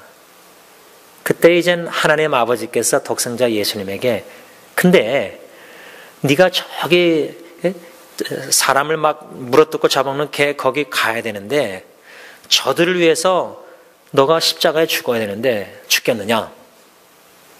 그러니까 예수님이 아버지 하나님께 그리 순종하겠습니다. 그러겠습니다. 근데 이제 제가 이 예화를 100% 그 후배가 얘기해 준 걸 그대로 말 전하지 못하지만 한 가지 세 번째 아버지 하나님이 예수님께 던진 질문 이것이 이제 저는 좀 충격적이었는데 하나님께서 아버지께서 예수님에게 네가 십자가에 저 개들을 위해서 죽어야 되는데 십자가의 못자국 창자국 그 자국을 네가 영원히 지니고 있어야 된다. 그래도 내려가서 저들을 위해서 십자가에 죽겠느냐. 이 예화가 물론 성경에 쓰여있는 예화가 아닌데 왜 저한테는 좀 충격적인 거였냐면 요한계시록을 읽다 보면은 사도 요한이 환상 비전 중에 어린 양 예수님을 보는데 slain 자국이 있는 창작은 못자국을 지닌 예수님을 봤다. 창작은 못자국이라는 성경 구절이 나와 있지 않지만 slain 영어로 slain 다시 말하면 자국을 가지고 계신 예수님 어린 양. 여러분 사도 바울이 뭐라 하죠? 나는 예수의 흔적을 가졌다. 예수를 위해서 고난당하고 매 맞고 죽을 뻔도 여러 번 하고 매도 맞고, 예수님이 십자가에 창자국 못자국, 천국 가면은 예수님을 우리가 만날 텐데 그 자국을 아직도 가지고 계시다. 요한계시록 말씀. 그 말씀을 생각할 때 그 비유가, 예화가 좀 충격적이었어요. 낮고 낮은 땅에 오는 것도, 여러분 솔직히 우리가 왕으로서 만일에 백악관에서 사는데, 정치인이고 공무원이고 뭐 장관이고 뭐 차관이고 백악관에서 막 생활하는 게 10년 20년 물론 은퇴하고 그러지만은 바뀌지만 정권이, 우리가 백악관에서 10년 20년 40년 50년 70년 살아왔어요. 예를 들면 일반적으로 하면 내가 사장님으로 회장님으로 큰 회사에 지금 80년 70년 계속 살아서 아주 풍부하게 살았어요. 그런데 백악관에서 그렇게 대통령 아들 딸처럼 살다가 저기 아주 빈부 가난한데, 아버지가, 대통령 아버지가 아들에게 거기 가서 살겠느냐, 저들 위해서 좀 섬기고 베풀고 구제하겠느냐. 어느 대통령 아들 딸들이 그런데 지역에 가지도 않고 학교도 안 갈 거 아닙니까? 학군 좋은 데 가야지, 사립학교. 어떻게 해서든 기도하는 마음으로 이 예수님의 성육식 사건을 우리가 이해하려고 노력할 때에, 인간의 몸을 입고 이 땅에 오셨다는 그 사실 자체가 우리로서는 충분히 이해할 수가 없습니다. 여러분, 사도 바울이 고린도 교회가 편지 쓰면서 우리가 너희들을 위해서 가난해지고 뭐 이렇게 낮아지고 다 이런 말씀 왜 그랬죠? 너희들 부자가 되게 하고자. 세상의 원리는 그게 아닙니다. 내가 부자가 되고 저 사람들이 가난해질 정도로, 내가 부자가 어떻게든 되기 위해서는 저 사람들이 가난해지고 돈이 뺏겨도 그렇게 해서라도 우리는 부자가 되려고 노력하는데, 세상에서는 원리는, 성경적 원리는, 예수님이나 바울이나 제자들은 비우고, 자기를 비워, 오늘 말씀 써 있잖아요. 가난해지고 낮아지고 그러므로 남을 부유케 하고, 이 정도로 섬기는 자세. 그래서 여러분 이런 마음 있잖아요. 제가 여러 번 나누지만 가정의 비유를 들면은, 엄마 아빠가 자식을 사랑해서, 자식이니까 남도 아니고 원수도 아니고 내 자식을 죽인 자식 딴 남자도 아니고 여자도 아니고 내 자식이니까 그들이 잘 되기 원해서는 모든 걸 다 비워서 주고 다 희생을 합니다, 부모가. 그래서 자녀가 잘 되면은 그것으로 만족합니다. 진정으로 자식을 사랑한답시고 막 할 때, 그렇죠? 내가 희생해서라도 누구한테 베풀 때, 섬길 때, 그 사람이 잘 될 때 주는 그 기쁨. 근데 세상은 그런 기쁨이 아닙니다. 세상은 낮아져서 누군가를 섬겨서 내가 낮아짐으로 누구를 높여지는 것을 볼 때의 기쁨이 아닙니다. 내가 높아질 때의 기쁨이 있습니다. 내가 높은 자리에, 내가 권력에, 뭔가 남들에게 대접을 받는 포지션, 위치에 있을 때, 높아질 때, 세상의 죄악된 원리는 그게 기쁜 거예요. 그게 좋은 줄 알고, 권력을 휘두르고 누가 나를 섬기고 누가 고개를 90도로 절하고 내가 한마디 하면 다 따라서 순종하고, 높아질 때에 우리는 기뻐합니다. 그래서 스펙을 쌓고 공부를 많이 하고 이미 유학도 오고 막 박사학위도 따고 막, 그러면 회사에서 참, 야, 저 사람 미국도 갔다, 이런 거. 높아지고 높아질수록 누군가 나를 흠모하고, 누가 나를 칭찬하고, 누가 나를 높이고, 누가 나를 대접하고, 누가 밑에서 굿실굿실하고, 내가 높아질 때 세상에서는 그런 기쁨은 이 얼마나 헛되고 무의미한 기쁨입니까? 그런데 그런 기쁨을 추구하면서 세상에서 살아갑니다. 근데 교회 안에서, 주님 안에서는 예수님처럼 바울처럼 내가 낮아짐으로 상대방이 높아질 때에 그 예수님의 기쁨이 어땠을까? 하나님과 영광 모든 것을 영광을 동등됨을 취하지 않고 하늘의 모든 것을 다 내려놓으시고 아기 예수로 베들레헴에 사람의 몸을 입고 근본 하나님의 본체신데 종의 형체를 입으셨다는 겁니다. 하나님의 본체가 being very nature of God, 종의 형체를 입으셨다는 겁니다. 근데 이 원리가 우리는 참 받아들이지 못하고 우리 본능은 그게 너무 싫습니다. 그렇게 살고 싶지 않습니다. 우리의 본능은. 누구를 섬긴다. 동등됨에서 섬길 수 있습니까? 여러분, 장관, 차관 이렇게 하면은 차관이나 다른 밑에 있는 사람들이 그 장관을 섬깁니다. 회사에서 사장님이 있으면은 밑에 뭐 과장, 대리, 부장, 뭐 전무, 상무, 회장 밑에 있는 사람들은 다 섬깁니다. 높은 분이니까 회장님이 말단 사원 거기 일하는데 찾아옵니까? 아니 말단 사원이 회장님의 그 오피스 방에 들어갈 수 있습니까? 허락 없이? 예약도 없이? 이런 예를 들자면은 회장님이 말단 사원 밑에 내려가서 그를 섬겨서 말단 사원이 대리가 되고 과장이 되고 이렇게 점점 올린다. 이게 회사로 얘기하자면 이게 말이 됩니까? 그런 일도 있을 수도 없습니다. 그런데 예수님께서 낮아지고 그것도 베들레헴 초라한 곳에 아기 예수가 거기서 태어나셨다는 거예요. 그의 인생이 33년 베들레헴에서 어디였죠? 마지막은 갈보리산 십자가, 유대인의 관점에서는 하나님께 저주받아서 죽었다. 33년 그게 인생 끝입니까? 끝입니다. 사람 예수, 인간 예수가. 우리 같으면 이해가 절대 안 됩니다. 하늘의 영광을 다 버리시고 하나님과 동등됨을. 그래서 예수님이 여러분 마태마가 누가요한 보면 아니 신성은 가지고 계시는데 예수님이 뭐 피곤하시더라, 뭐 줄이시더라, 뭐 우시더라 이런 성경 구절들 있잖아요. 우리도 울고 우리도 배고프고 우리도 피곤하고 우리와 체유를 하시고자 예수님이 그렇게 다 하신 거 아니에요. 그럴 필요가 없으신데 예수님이. 아니 누구 유대인들에게 고난당하시고 맞으시고 뭐 십자가 뭐 이런 거 다 하실 필요 없으셨는데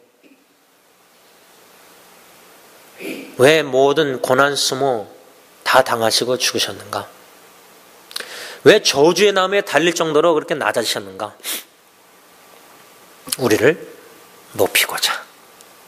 그래서 예수님이 낮아지셔서 섬기셨기 때문에 종으로서 우리가 저 높은 곳을 향해서 찬양을 부르고 또 나아가고 소망이 있는 겁니다. 하늘의 영광을 우리가 누릴 겁니다. 백악관 백악관 대통령 아들딸 이거는 비교도 안 되는 겁니다. 하나님의 아들딸 존귀 영광을 받아 누리는 그 하늘의 모든 영광을 다 버리시고 오신 예수님을 우리를 섬기시사 우리를 높이시고자. 그래서 에베소 1장에 영광의 찬송이 되게 하시려고.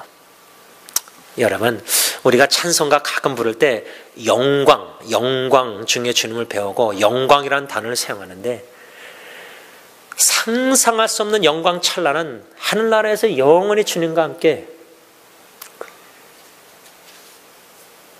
이러한 축복을 은혜로 받은 저와 여러분 어떻게 이게 가능했느냐? 예수님이 하나님과 동등됨을 취할 것을 여기지 않으시고 영광을 다 버리시고 자기를 비워 근본 하나님의 본체신데 자기를 비워 사람이 되시사 종의 형체를 지녔다. 성경 사도 바울의 편지를 보다 보면은 집사라는, 요즘 우리가 쓰는 집사라는 단어가 헬라어 원어로는 디아콘. 그 말은 뭐냐면 섬기는 사람, 디아코니. 다시 말하면 사도 바울이 고린도전서 3장 5절에 자기와 아볼로를 가리켜 사역자, servant, 사역자라 그러는데, 그 사역자라는 단어 헬라어의 의미는 지금 말로 하면 집사입니다. 그 말은 뭐냐? 사역자는, 집사는 섬기는 사람들이다, 그런 뜻입니다. 그런데 고린도전서 4장 1절에 한 장 넘어가가지고 사도 바울이 고린도교에 편지 쓰면서 자기와 동역자를 가리켜 이제 뭐라 하냐면 그리스도의 일꾼이라고 합니다. 일꾼. 사역자, 집사, 섬기는 자, 이게 의미고, 근데 일꾼, 그리스도의 일꾼, 사역자와 일꾼, 영어로는 servant, 섬기는 자라고 써 있습니다. 근데 헬라어 원어를 보면 사역자는, 디아콘은 이 집사, 섬기는 사람이지만 일꾼은 헬라어 원어가 다른 단어입니다. 번역은 servant, 섬기는 자 이렇게 써 있지만 일꾼이라는 이 헬라어의 원어의 의미는, 문자적 의미 뭐냐면, 여러분 그 옛날 영화 보면은 배 밑에서 노예들이 사슬을 이렇게 체인해가지고 노를 젓잖아요. 배 밑에서 노를 젓는 사람들, 이 사람들이 바로 그리스도의 일꾼이라는 헬라어 단어의 문자적 의미입니다. 배 밑에서 노를 젓는, 다시 말하면 그리스도의 일꾼이란 말 속에 배 밑에서 노 젓는 사람이라, 이 뜻은 존 메가들 목사님에 의하면 그 1세기 당시 배 밑에서 노를 젓는 노예들은 제일 천한 사람들, 사람들에게 제일 경멸을 받는 사람들이라고 합니다. 당연하죠. 체인에 매여서 배 밑에서 노를 젓는 사람들은 그냥 막 채찍질을 해가서라도 노를 힘써 져야 되잖아요. 이러한 의미를 가지고 있는 일꾼이라는 이 단어 헬라어 의미가 나중에 발전돼서 어떤 의미가 되었냐면 모든 권위에 절대 복종하는 사람이 바로 일꾼이라 그 말입니다. 아까 사역자는 집사, 섬기는 사람인데 일꾼이라는 단어는 배 밑에서 노를 젓는 사람, 다시 말하면 주인에게 절대 복종하는 사람, 노예라 그 말입니다. 근데 사도 바울이 자기와 동역자를 고린도 교회 소개에 편지하면서 우리는 그리스도의 일꾼입니다. 그 말은 뭐죠? 그리스도는 우리의 주님이시고 우리는 주님께 절대 복종하는 노예입니다. 그 말이에요. 섬기는 자입니다. 그런데 그 섬기는 바울의 의식은 뭐였느냐? 주인의식이 아니라 노예의식이 있었다고 합니다. 노예의식. 여러분, 제가 그 삶의 왕자와 거지 이야기를 했는데, 여러분 왕자로서 계속 살다가, 지금 말하면 내가 회장님으로 계속 살다가 말단 사원이 된다.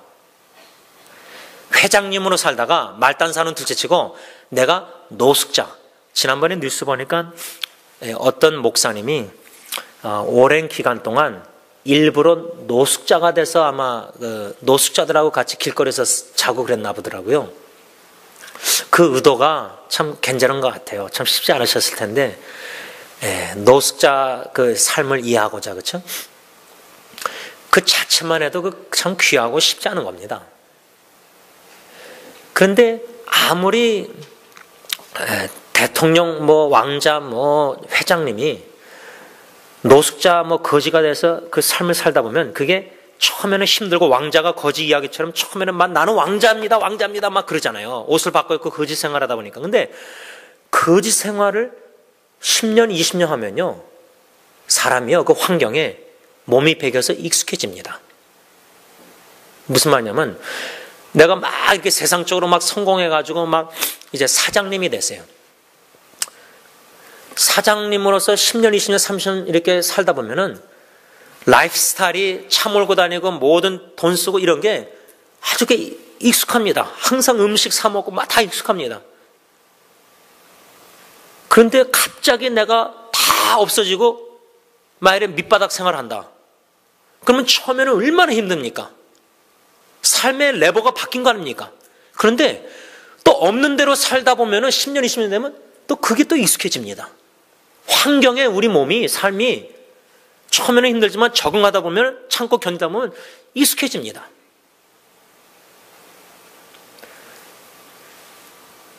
그래서 거지가, 노숙자가 갑자기 주택복권 터져가지고 세상적으로 말하면 부자가 됐다. 돈을 어떻게 쓰는지 알겠습니까? 집을 사고 이걸 집을 어떻게 운영하는 거 다 알겠습니까? 회사를 가게를 사가지고 어떻게 운영하는 건지 알겠습니까? 이 신분의 변경, 우리는 이게 잘 이해가 안 됩니다. 그런데 더 이해가 안 되는 거는 예수님이 인간의 몸을 입으셨는데 낮으셨는데 우리가 높아져서 하나님의 아들, 딸들이 되어서 이제 예수님 오시면 우리의 몸이 영광스러운 몸으로 변화돼 가지고 저 높은 곳의 하늘나라에서 하나님의 아들, 딸로 자녀로 영광스러운 생활을 이제 영원히 산다는 겁니다. 이게 이해가 되십니까? 말씀을 정리하고자 합니다. 저는 우리가 지난주에 예수님의 마음을 품어서 다 평등하지만 우리가 낮아져서 남을 나보다 훌륭하게 여겨서 겸손히 섬기자. 그런 가운데 오늘 두 번째 예수 그리스도의 마음은 자기를 비워서 종의 형체를 지니신 예수님. 우리가 그리스도의 종이다, 일꾼이다, 노예다. 노예 근성을 갖고 주님을 사랑하기 때문에 주님을 섬기듯이 형제자매 이웃을 섬기겠습니다. 이 자세. 이것이 어떻게 가능한가? 이것이 질문입니다. 제가 한 3년 전에 저희 집 첫째 딸 예리가 귀걸이를 하고 싶어 해서 귀를 뚫겠다 그래가지고 예리를 불러다가 대화를 한 적이 있는데 그때 대화하면서 예리에게 출애굽기 21장 1절에서 6절에 나오는 이야기를 들려줬습니다. 그 이야기 내용이 간략하게 뭐냐면 이스라엘 백성들에 있어서 하나님의 법규가 하나가 뭐가 있었냐면 히브리 종을 사면은 그를 6년 동안 섬기게 하다가 7년째에 자유인이 되게 하는 겁니다. 자유인. 7년째. 6년 동안 열심히 섬겼으니까. 그래서 7년째가 되기 전에 되길 때에 주인이 종을 불러다가 이제 자유인을 되게 해야 되는데 그 종이 만일 그 주인에게 내가 상전, 당신 주인과 내 처자, 왜냐하면 그 종이 그 집에 들어와서 노예가 돼서 섬길 때 주인이 자기에게 와이프를 맺어준 거예요. 그러면 그 와이프는, 아내는 종의 소유가 아니라 주인의 소유가 됩니다.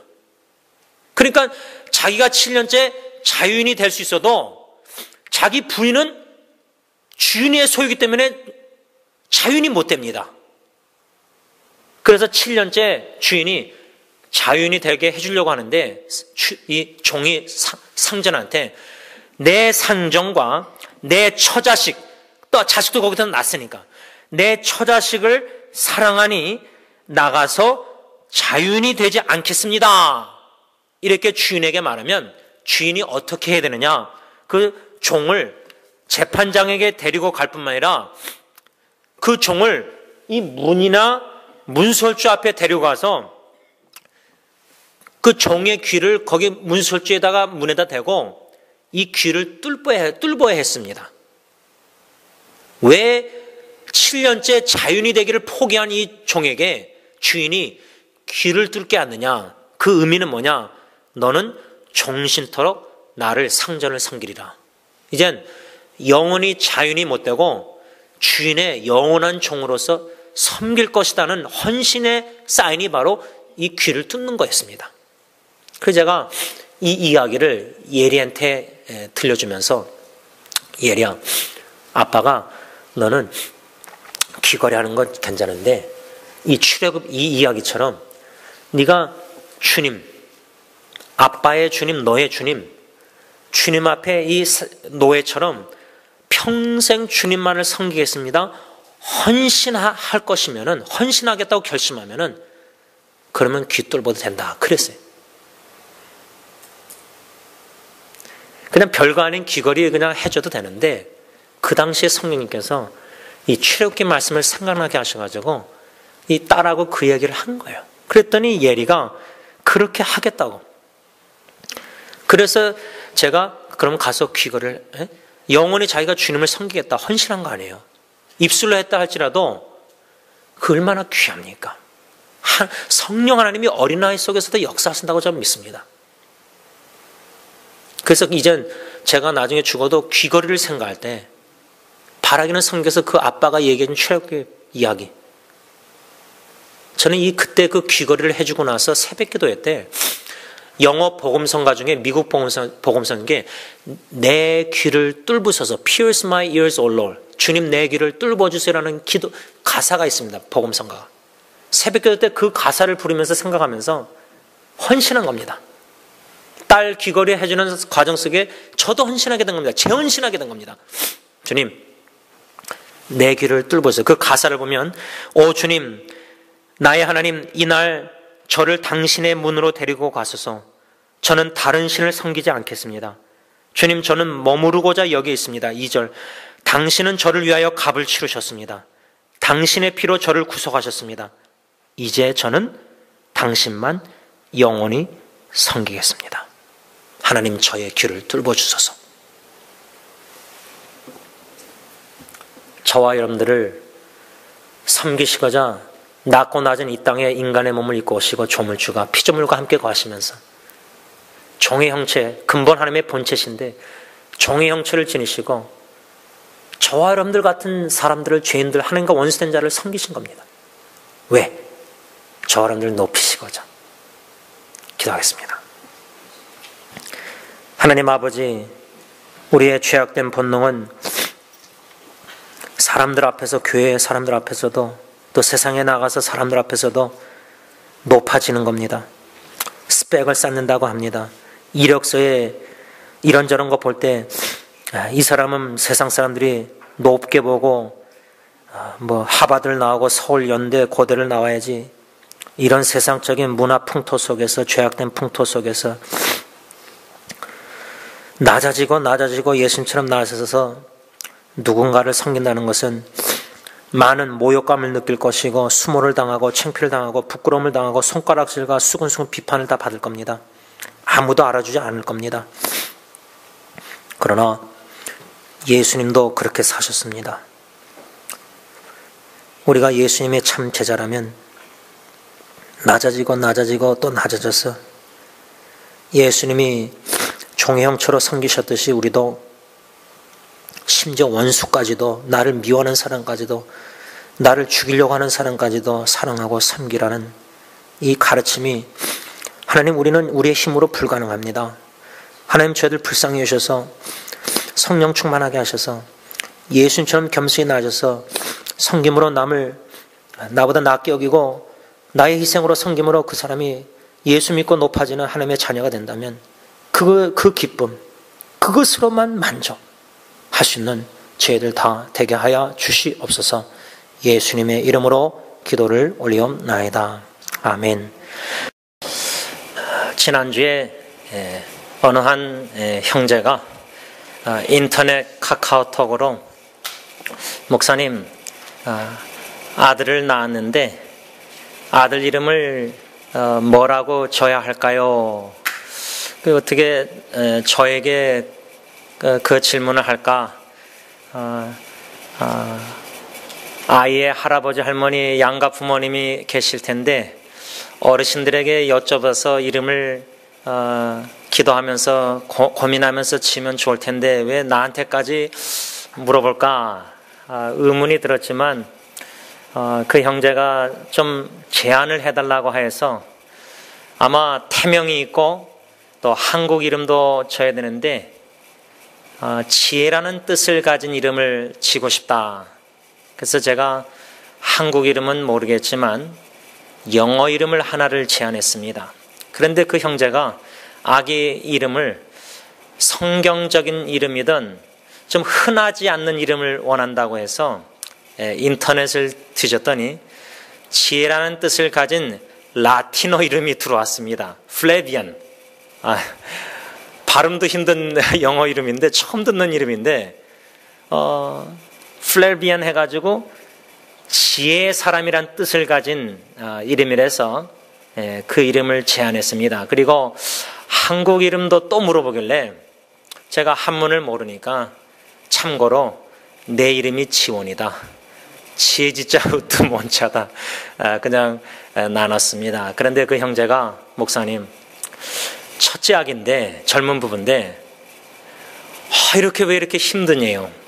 그러니까 부인이 13시간인지 18시간인지 고통을 하다가 해산을 했는데 사랑하는 부인이 애를 낳는 가운데 그 고통스러워하는 이런 모든 것 아마 무진통 그 약은 투입을 안 하고 자연 분반한 것 같아요. 그러니까 얼마나 힘들었을까 그걸 보면서 너무 힘들었대요. 그런데 그런 모든 힘든 과정 고통을 겪은 후에 아기가 태어나고 그 울음소리를 들을 때 그 아빠 엄마의 기쁨, 특별히 엄마의 기쁨, 해산하는 고통, 아기를 뱃속에 이렇게 한 10개월 있다가 고통, 해산하는 고통을 과정을 통하여 아기가 나와서 응아 소리 냈을 때에 그 엄마의 마음, 희열, 기쁨은 어떻게 우리가 이해할 수 있을까? 우리 어머님들은 다 여기 계신 분들은 기억하실 텐데 너무 오래되셔가지고 그렇죠?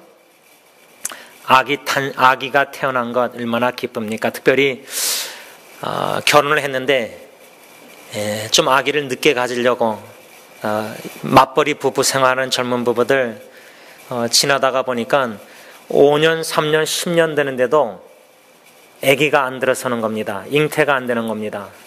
그래서 고민하는 부부들도 얼마나 많습니까? 저는 지난주에 이 아기가 태어나서 힘들었지만 기뻐하는 이 형제 카카오톡으로 잠깐 대화를 하면서 그저 하나님께 감사. 건강한 아기가 태어났다는 그 자체도 얼마나 감사합니까? 그런데 지난주 아까 광고 시간에 잠깐 나눴지만 화요일날 원로 목사님 중국에서 오셔서 공항에 나가서 모시고 어머님과 여동생과 식당에 갔는데 우리 최분남 집사님의 막내 아드님이 저희 어머님에게 전화하셔서 아마 목사님이란 거 보니까 병원의 채플린 목사님 같은데 최분남 집사님이 위독하십니다. 그 소식을 어머님을 통해서 식사하다가 듣고 놀랐습니다. 물론 이전에 눈 수술 좀 하시고 그런데 어떻게 위독하다고 이렇게 갑작스러운 연락이 왔을까? 그래서 샘 빈슨에 찾아뵈면서 몸이 다 산소호흡기, 이 기계 중환자실 이런 경험을 여러 번 개인적으로 해봤기 때문에 그렇게 누워 계신 모습이 좀 믿겨지지 않았습니다. 물론 고통이 많으시고 마음으로 입술로 여러 번 참 이 세상을 빨리 떠나고 싶으시다 이렇게 말씀하셨지만은 그래도 힘드시지만 허리 수술도 하시고 이런 가운데서도 워걸로 해서 교회에 이렇게 우리 박난준 아버님 모시고 와셔서 이렇게 예배드리셨던 분이 갑자기 위독하다는 그래서 병원에 누워 계시는 모습을 보고 좀 믿기지가 않았습니다. 얼마나 그 마음이 그러실까. 그저 부족하나마 집사님 마음 생각하면서 여러 가지 생각이 떠올랐습니다. 남편을 일찍 보내시고 6 자녀 중에 3분을 먼저 보내시고 특별히 3번째 아드님 돌아가셨을 때 마지막 돌아가셨을 때 찾아뵀을 때 거실에서 그 아드님의 시신을 사람들이 가져갈 때 우리 집사님 막 대성통곡하시면서 거실에서 방바닥에서 막 뒤둥그러시면서 결혼도 못하고 자식을 보낸 그 어미의 마음에 어머님의 마음이 어떠실까. 그런 분이 이렇게 누워 계시는 모습을 보면서 성경의 말씀, 참 인생의 자랑이 시편 말씀 보면 슬픔과 수고, 참 슬픔과 눈물과 고생이 많은 세상길이 아닌가, 이런 생각을 하게 되었습니다.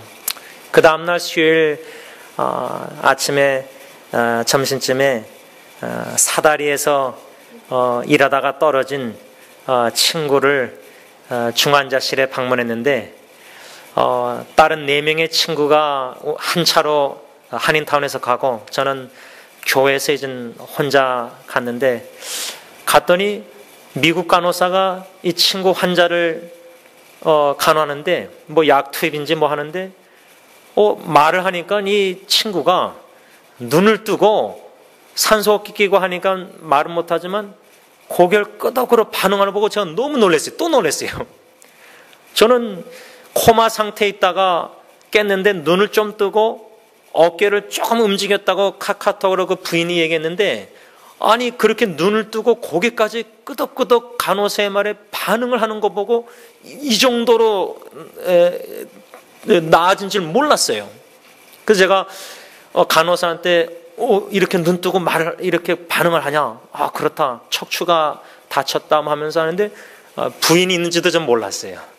카텐 뒤에 있는 걸 알고, 그래서 부인한테 제가 다가가도 됩니까 허락받고, 또 손을 만져도 됩니까 허락받고, 손등에다가 제 손을 이렇게 올려서 하나님께 기도했습니다. 여러분, 이 땅에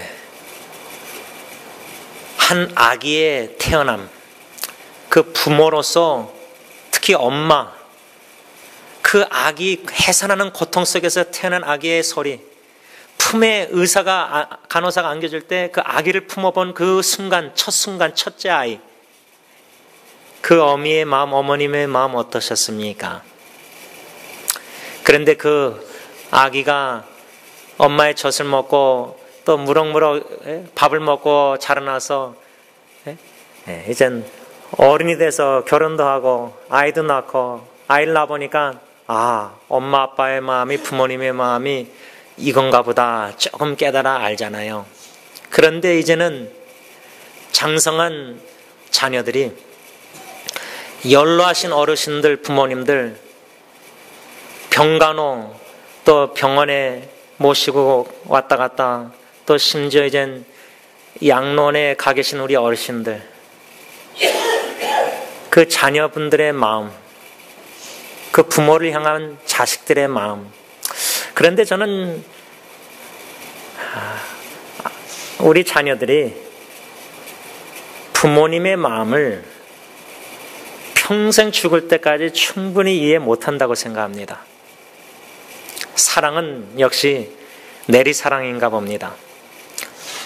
부모님이 자녀를 사랑할 때 생명을 다해서 모든 걸 생명까지 주기를 아끼지 않고 자녀를 사랑하는 그 부모의 마음, 특히 어머니의 마음. 그런데 언젠가는 또 이미 어머님을, 아버님을 보내신 우리 여러분들, 또 지금 부모님이 살아계시지만 고통과 여러 가지 연로하시고 양로원에 계신 우리 자제분들, 이게 이 땅에서의 우리의 삶입니다. 시작이 있으면은 끝이 있습니다. 2014년 1월 1일이 있었는데 이젠 12월 31일 마지막 끝날을 향해서 나아갑니다. 시작과 끝은 존재합니다. 그래서 저는 지난주에 이런 병원에 방문하고 여러 생각을 하면서 전도서 말씀 7장 1절을 좀 생각하게 되었습니다. 죽는 날이 출생하는 날보다 나으니. 좀 이해가 안 됩니다. 어떻게 죽는 날이 출생하는 날보다 낫다고 성경은 말씀하고 있을까? 출생하는 날이 더 좋지 않습니까? 아기 태어남이 갓난하게 첫째 아기 태어날 때 그 기쁨. 그런데 왜 성경은 그것도 전도서 누가 썼습니까? 지혜로운 왕 솔로몬 왕이 이 세상의 부귀영화 모든 것을 다 누려본 왕이 전도서에서 헛되고 헛되도다, 모든 것이 헛되도다, 해 아래 새 것이 없다, 바람을 잡으려고 하는 것이다. 왜 이런 성경 구절 말씀들 지혜로운 솔로몬 왕이 말을 하고 있을까? 근데 여러분 살아보시니까 어떻습니까? 지금까지 인생을 살아보시니까 어떻습니까? 젊었을 때 우리가 추구하던 목표와 목적, 열정, 열심을 내면서 이런 모든 인생에 살아온 인생을 한번 뒤돌아보실 때 무엇이 죽음 앞에서 의미가 있습니까? 제가 지난주에 사다리에 떨어진 친구 이로 인해서 전도 대상자 친구를 만나서 함께 대화를 하는데 그 친구가 그 사다리에 떨어진 친구하고 그 며칠 전에도 만나서 식사했대요. 그래서 막년에 같이 만나기로 했었는데 그렇게 갑작스러운 소식을 들으니까 이 친구도 이제 충격을 받은 거예요. 근데 그 친구가 죽음 앞에서 무엇이 의미가 있는가 이런 생각을 하고 있더라고요. 제가 배웠어요. 맞다. 죽음 앞에서 우리가 지금 살면서 추구하는 모든 것들 무슨 의미가 있을까? 오늘 예수님의 탄생을 기념하고 축하하는 성탄주일인데 저는 왠지 예수님의 탄생, 이 땅에서의 시작 탄생보다 33년 후에 갈보리산 저주의 나무 십자가에 죽으신 예수님을 더 생각하게 되었습니다. 그 이유는 오늘 본문 2장 8절 빌립보서 보면 사람의 모양으로 나타나사 자기를 낮추시고 죽기까지 복종하셨으니 곧 십자가에 죽으심이라. 예수님께서 죽기까지 복종하셨다. 십자가 저주의 나무 죽기까지 아버지께, 아버지 하나님께 복종하셨다. 자기를 낮추시고 죽기까지 복종하신 예수님. 영어 복음성가에 한 곡이 있는데 그 생각나는 곡의 가사 내용 중에 한 부분이 뭐가 있냐면 To die is to gain. 빌립보서 우리가 앞으로 묵상할 말씀인데 To die is to gain. 얻기를 위해서 죽는 것이다.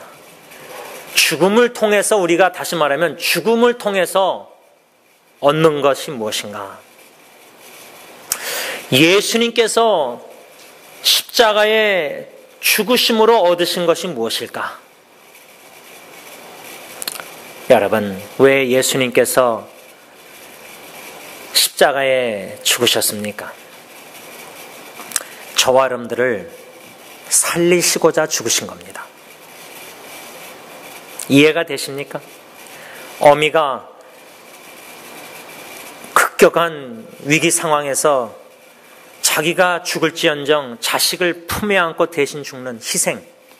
그것도 신문에서는 그 어미의 희생정신을 높이 삽니다. 자식을 살리고자 엄마가 희생하다가 결국은 이거저거 인생, 건강, 몸, 모든 것 물질 다 희생하다가 결국에는 자기 생명까지 자식을 사랑하는 자식을 위해서 희생하는 겁니다.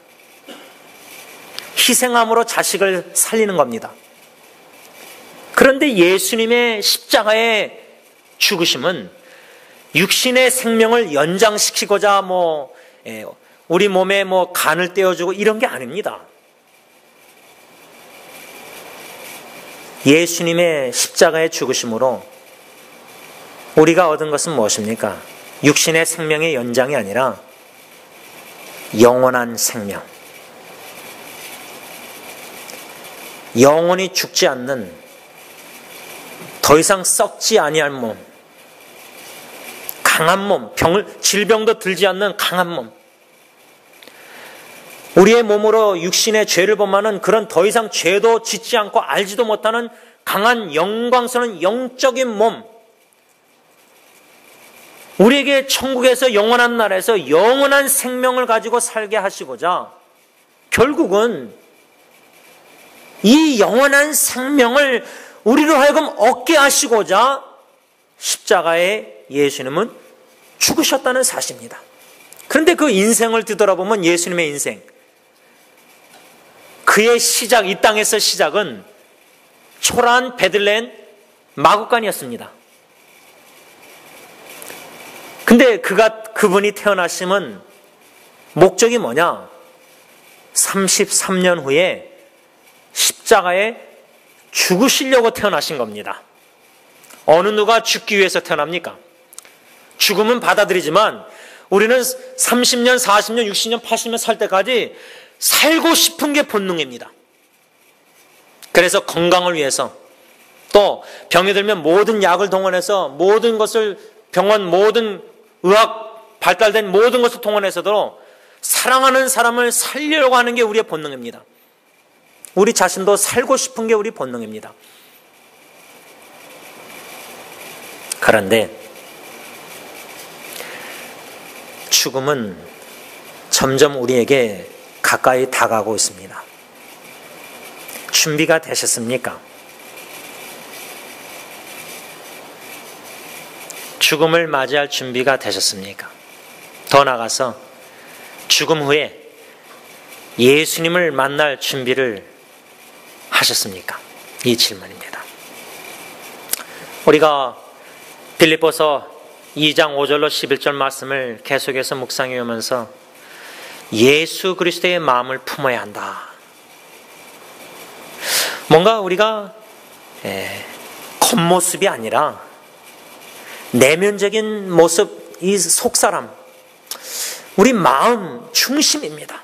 제가 우리 최분날 쌤이 잊지 못하는 거는 우리 어느 여집사님이 집에 와서 이젠 도와주실 때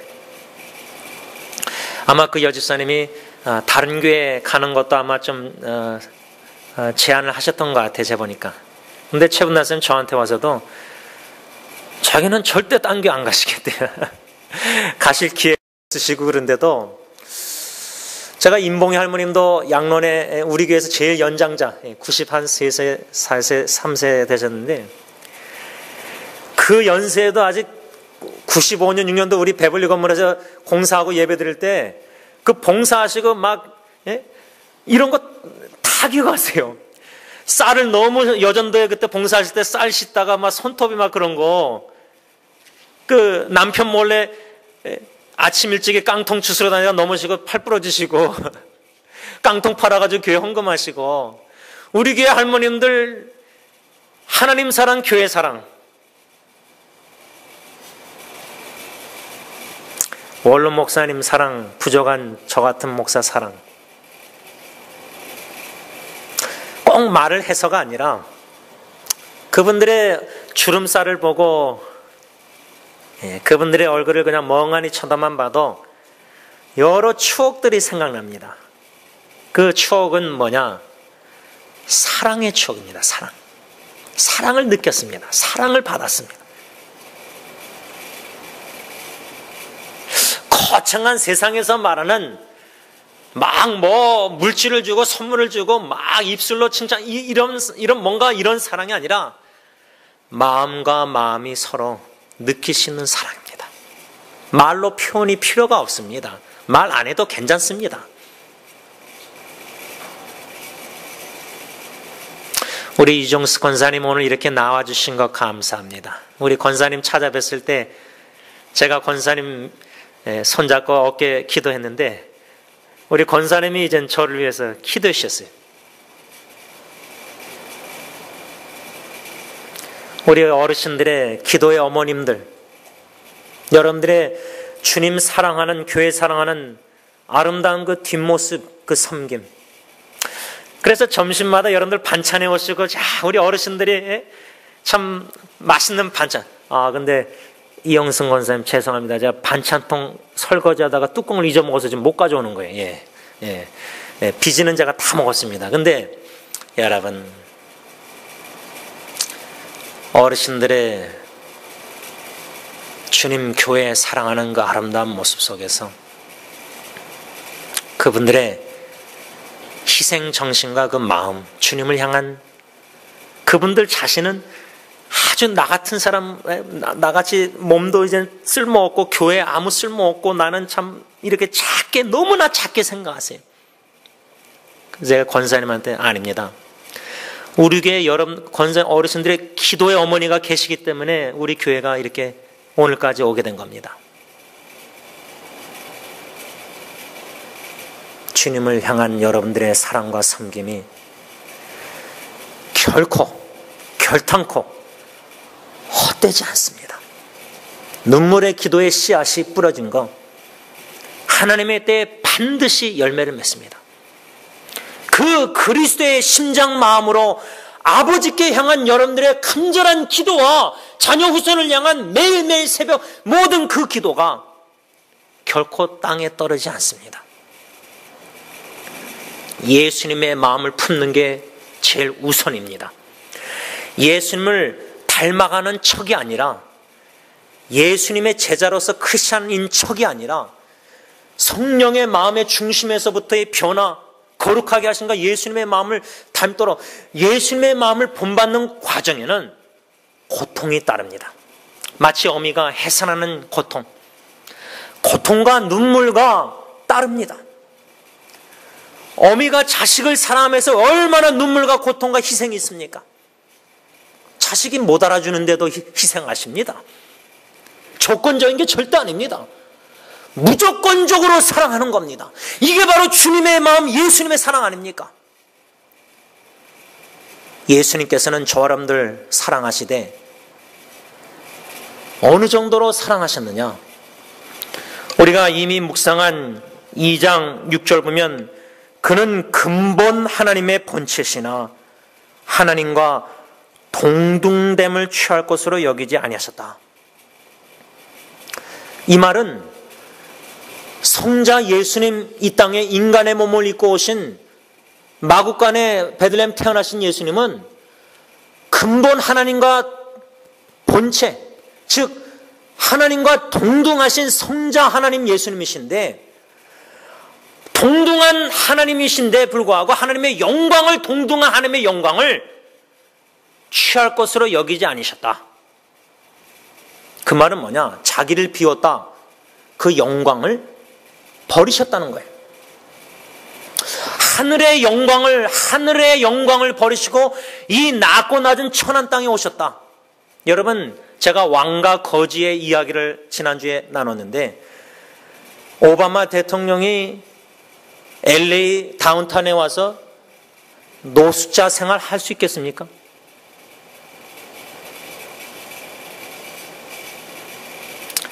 하는 척이 아니라 진짜 대통령의 영광을 누릴 수 있는 부귀, 권력 모든 것을 다 취할 것을 여기지 않고 다 자기를 비워서 마음을 다 버리고 모든 백악관의 영광을 버리고 노숙자들 건지고자 구제하고자 오겠습니까? 여러분, 멕시코 티juana 엔세나다 선교하시고 섬기시는 분들 또 우리가 함께 다 기도하면서 동역할 때 그때 김창만 사님 사위가 친구들 데려가서 페인트하고 엔세나다 가서 해서 사진 올린 거 봤는데 위험한 지역이라고 그러고 거기서 선교사님들이 어떻게 그렇게 자녀들과 가정이 같이 살까? 이 사위 집사님이 놀랍다는 거예요. 아니, 미국 땅에서 편안하게 먹고 살고 운전하고. 근데 왜 선교지로 가서 왜 그 영혼들과 함께, 그 사람들과 함께 같이 어울리면서, 같이 웃으면서, 같이 먹으면서, 그 나라 음식을 먹으면서 왜 선교 사람들이 그렇게 선교를 합니까? 오히려 제3국에서 미국과 같이 더 부자 나라에 가가지고 선교하면은, 작은 교회 있던 목사가 더 큰 교회 가서 사고 더 크게 주님의 일을 하면 되는데, 왜 더 개척교회하고, 왜 더 작은 데로 가고, 왜 더 소외된 사람들 가고, 왜 저 불쌍한 사람들에게 더 내려가서, 왜 그렇게 하십니까? 예수님의 마음, 예수님이 그렇게 하셨기 때문에. 하늘의 영광, 동등된 아버지 하나님의 영광을 다 버리시고 다 내려놓으시고 이 땅에 사람의 몸을 입고 성령으로 탄생, 그것만 해도 그거는 놀라운 거, 우리가 이해를 충분히 못하지 않습니까? 그 정도로 낮아진 것입니다. 그래서 우리가 얻은 교훈이 뭐냐? 예수님의 마음을 품어가는 우리 예수님의 제자들은 우리 형제자매들이 다 동등합니다. 남녀 평등, 예수 안에서 흑인이든 백인이든 남미 사람들 공부를 많이 했던 적게 했던 세상에서나 스펙을 따지지 그리스도 안에서는 다 동등합니다. 그런데 동등함을 취할 것으로 여기지 않고 내 스스로 나를 자신을 비워서 낮아진다. 그래서 오히려 형제자매들을 섬긴다.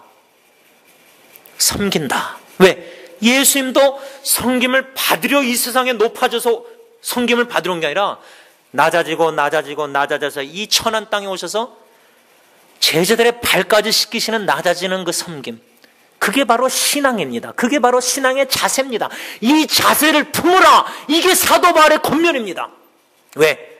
빌립보 교회에서 열심을 내는 두 여인네가 다툼, 허영심, 헛된 영광, 교회 안에서 뭘 그렇게 높아지려고 합니까? 이재철 목사님이라는 한국에서 주님의 교회, 이제 100주년 기념교회, 그분의 인터뷰 내용을 제가 어저께 기사를 인터넷을 보면서, 그분이 한국의 그 권사, 집사 이런 제도, 교회 성장에 부흥에 기여를 많이 한 것을 알지만 지금은 한국 교회가 직분자가 되면 교회 헌금을 몇백만 원인가 한대요. 믿지 않는 교회 시어머니 때문에 왔다 갔다 하는 한 자매가 그때 미국에 들어와가지고 자기 시어머니가 그렇게 권사가 되는데 몇백만 원인가 교회 헌금을 뭐라고 해서 자기는 이해를 못 하겠대요. 제가 할 말이 없었어요. 이재철 목사님 하는 말은 요즘 직분이 교회에서 돈 주고 사는, 요즘은 성경의 사도행전에 마술사 시몬이 하나님의 선물을 돈 주고 살려고 했잖아요. 이젠 그렇게 됐습니다. 죄송하지만 성경에 어디 권사가 있습니까? 좋은 의도로 했지만은 지금은 이게 직분이 계급화돼 가지고 교회에서 뭔가 점점 높아한다고 생각합니다. 평신도에서 서리집사, 안수집사, 장로, 이게 직분으로 계급화된 겁니다. 군대식으로. 그럼 내가 장로 정도 되면, 권사, 안수집사 되면은 젊은 집사, 젊은 성도들 뭐라 그러고 거기서 목에 힘을 줍니다. 우리가 배웠지 않습니까? 집사라는 단어의 헬라 의미는 뭐죠? 섬기는 자. 그리스도의 일꾼이라는 헬라어 단어가 뭐라죠? 사도 바울 편지에 노예입니다. 노예. 그리스도의 노예입니다. 배를 젓는 땅, 바다 거기 배를 젓는 자. 주님의 말씀에 절대 복종하는 자가 그리스도의 일꾼, 섬기는 자, 집사입니다.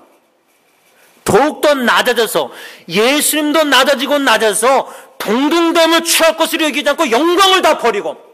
그래서 시편 기자 기도가 뭐죠? 우리에게 영광을 돌리지 맙소서. 뭔가 일을 끝내놓고 하나님께 영광을 돌리고 하나님께 이렇게 해야 되는데 내가 사람들에게 칭찬받으면서 영광을 다 도둑질하는 겁니다. 자꾸만 높아지려고 합니다. 우리 목회자들도. 그래서 직분이, 노예, 징령, 별거 다 있지 않습니까? 좋은 뜻으로 공경을 하는 건 좋은데 자꾸만 목에 힘을 줍니다. 여러분, 예수님은 그러지 않으셨습니다.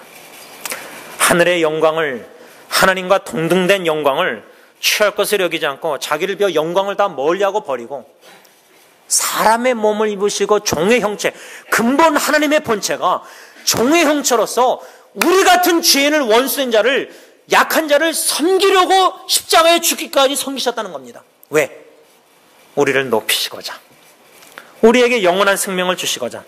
예수님이 낮아짐으로 이 땅에 오시면 우리가 천국 가게 되었지 않습니까? 말씀을 좀 정리하고자 합니다.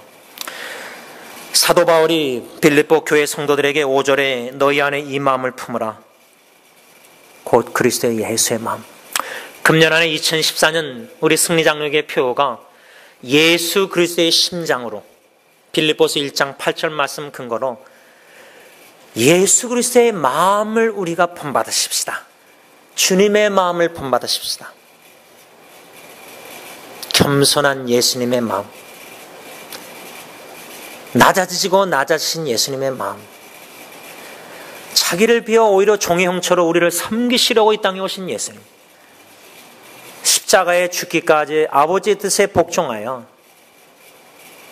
저와 여러분들에게 영원한 생명을, 소망을, 영원한 위로와 영원한 소망과 제일 좋은 확실한 소망을 주신 예수님.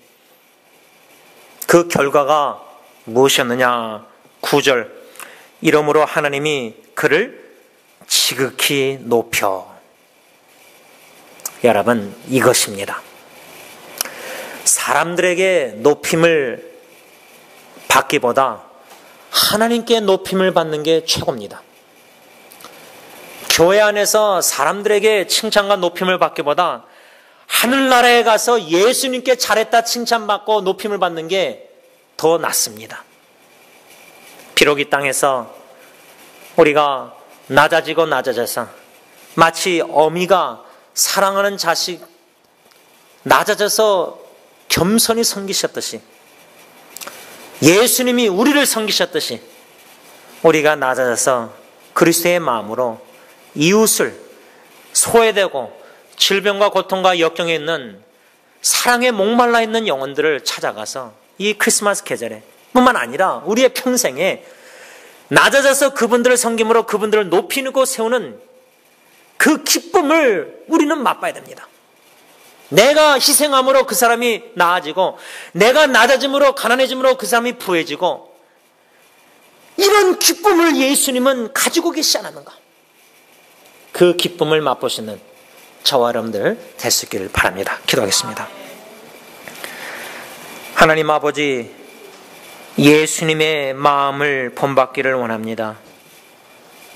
낮아지고 동등함을 취할 것으로 여기지 아니하시고, 섬김을 받기보다 섬기려고 이 땅에 오시고 대속물로 십자가에 우리의 모든 죄를 걸머주시고 십자가에 죽으심으로 우리에게 영원한 생명을 주시고 저 높은 곳을 향하여 나아가시는 믿음과 소망과 사랑을 주시는 진심으로 감사함을 드립니다. 이 땅에 태어남과 시작이 있으면 끝, 죽음이 가까우는데 우리의 남은 인생 하루 살지 1년 살지 주님만이 아실진데, 하루하루 주님처럼 겸손히 이웃을 섬기는, 교회를 섬기는, 주님을 섬기는 그 즐거움, 하루하루 즐거움과 기쁨을 맛보기를 원합니다. 더 낮아지고 더 자기를 비우게 하시고 마음의 혹여나 헛된 영광을 추구하고자 하는 마음이 들 때에 십자가 예수님, 낮아지신 예수님을 생각함으로 회개하게 하시고 더욱더 낮아져서 소외되고 불쌍하고 예수님을 모르고 죽음을 두려워하고 질병과 고통에 허덕이는 우리 주위에 붙여주신 그 한 분 한 분 영혼들을 그리스도의 심장으로 기도하며 섬기는 가운데 하나님의 영광을 보게 하여 주시옵소서. 예수님의 이름으로 기도를 올리옵나이다. 아멘.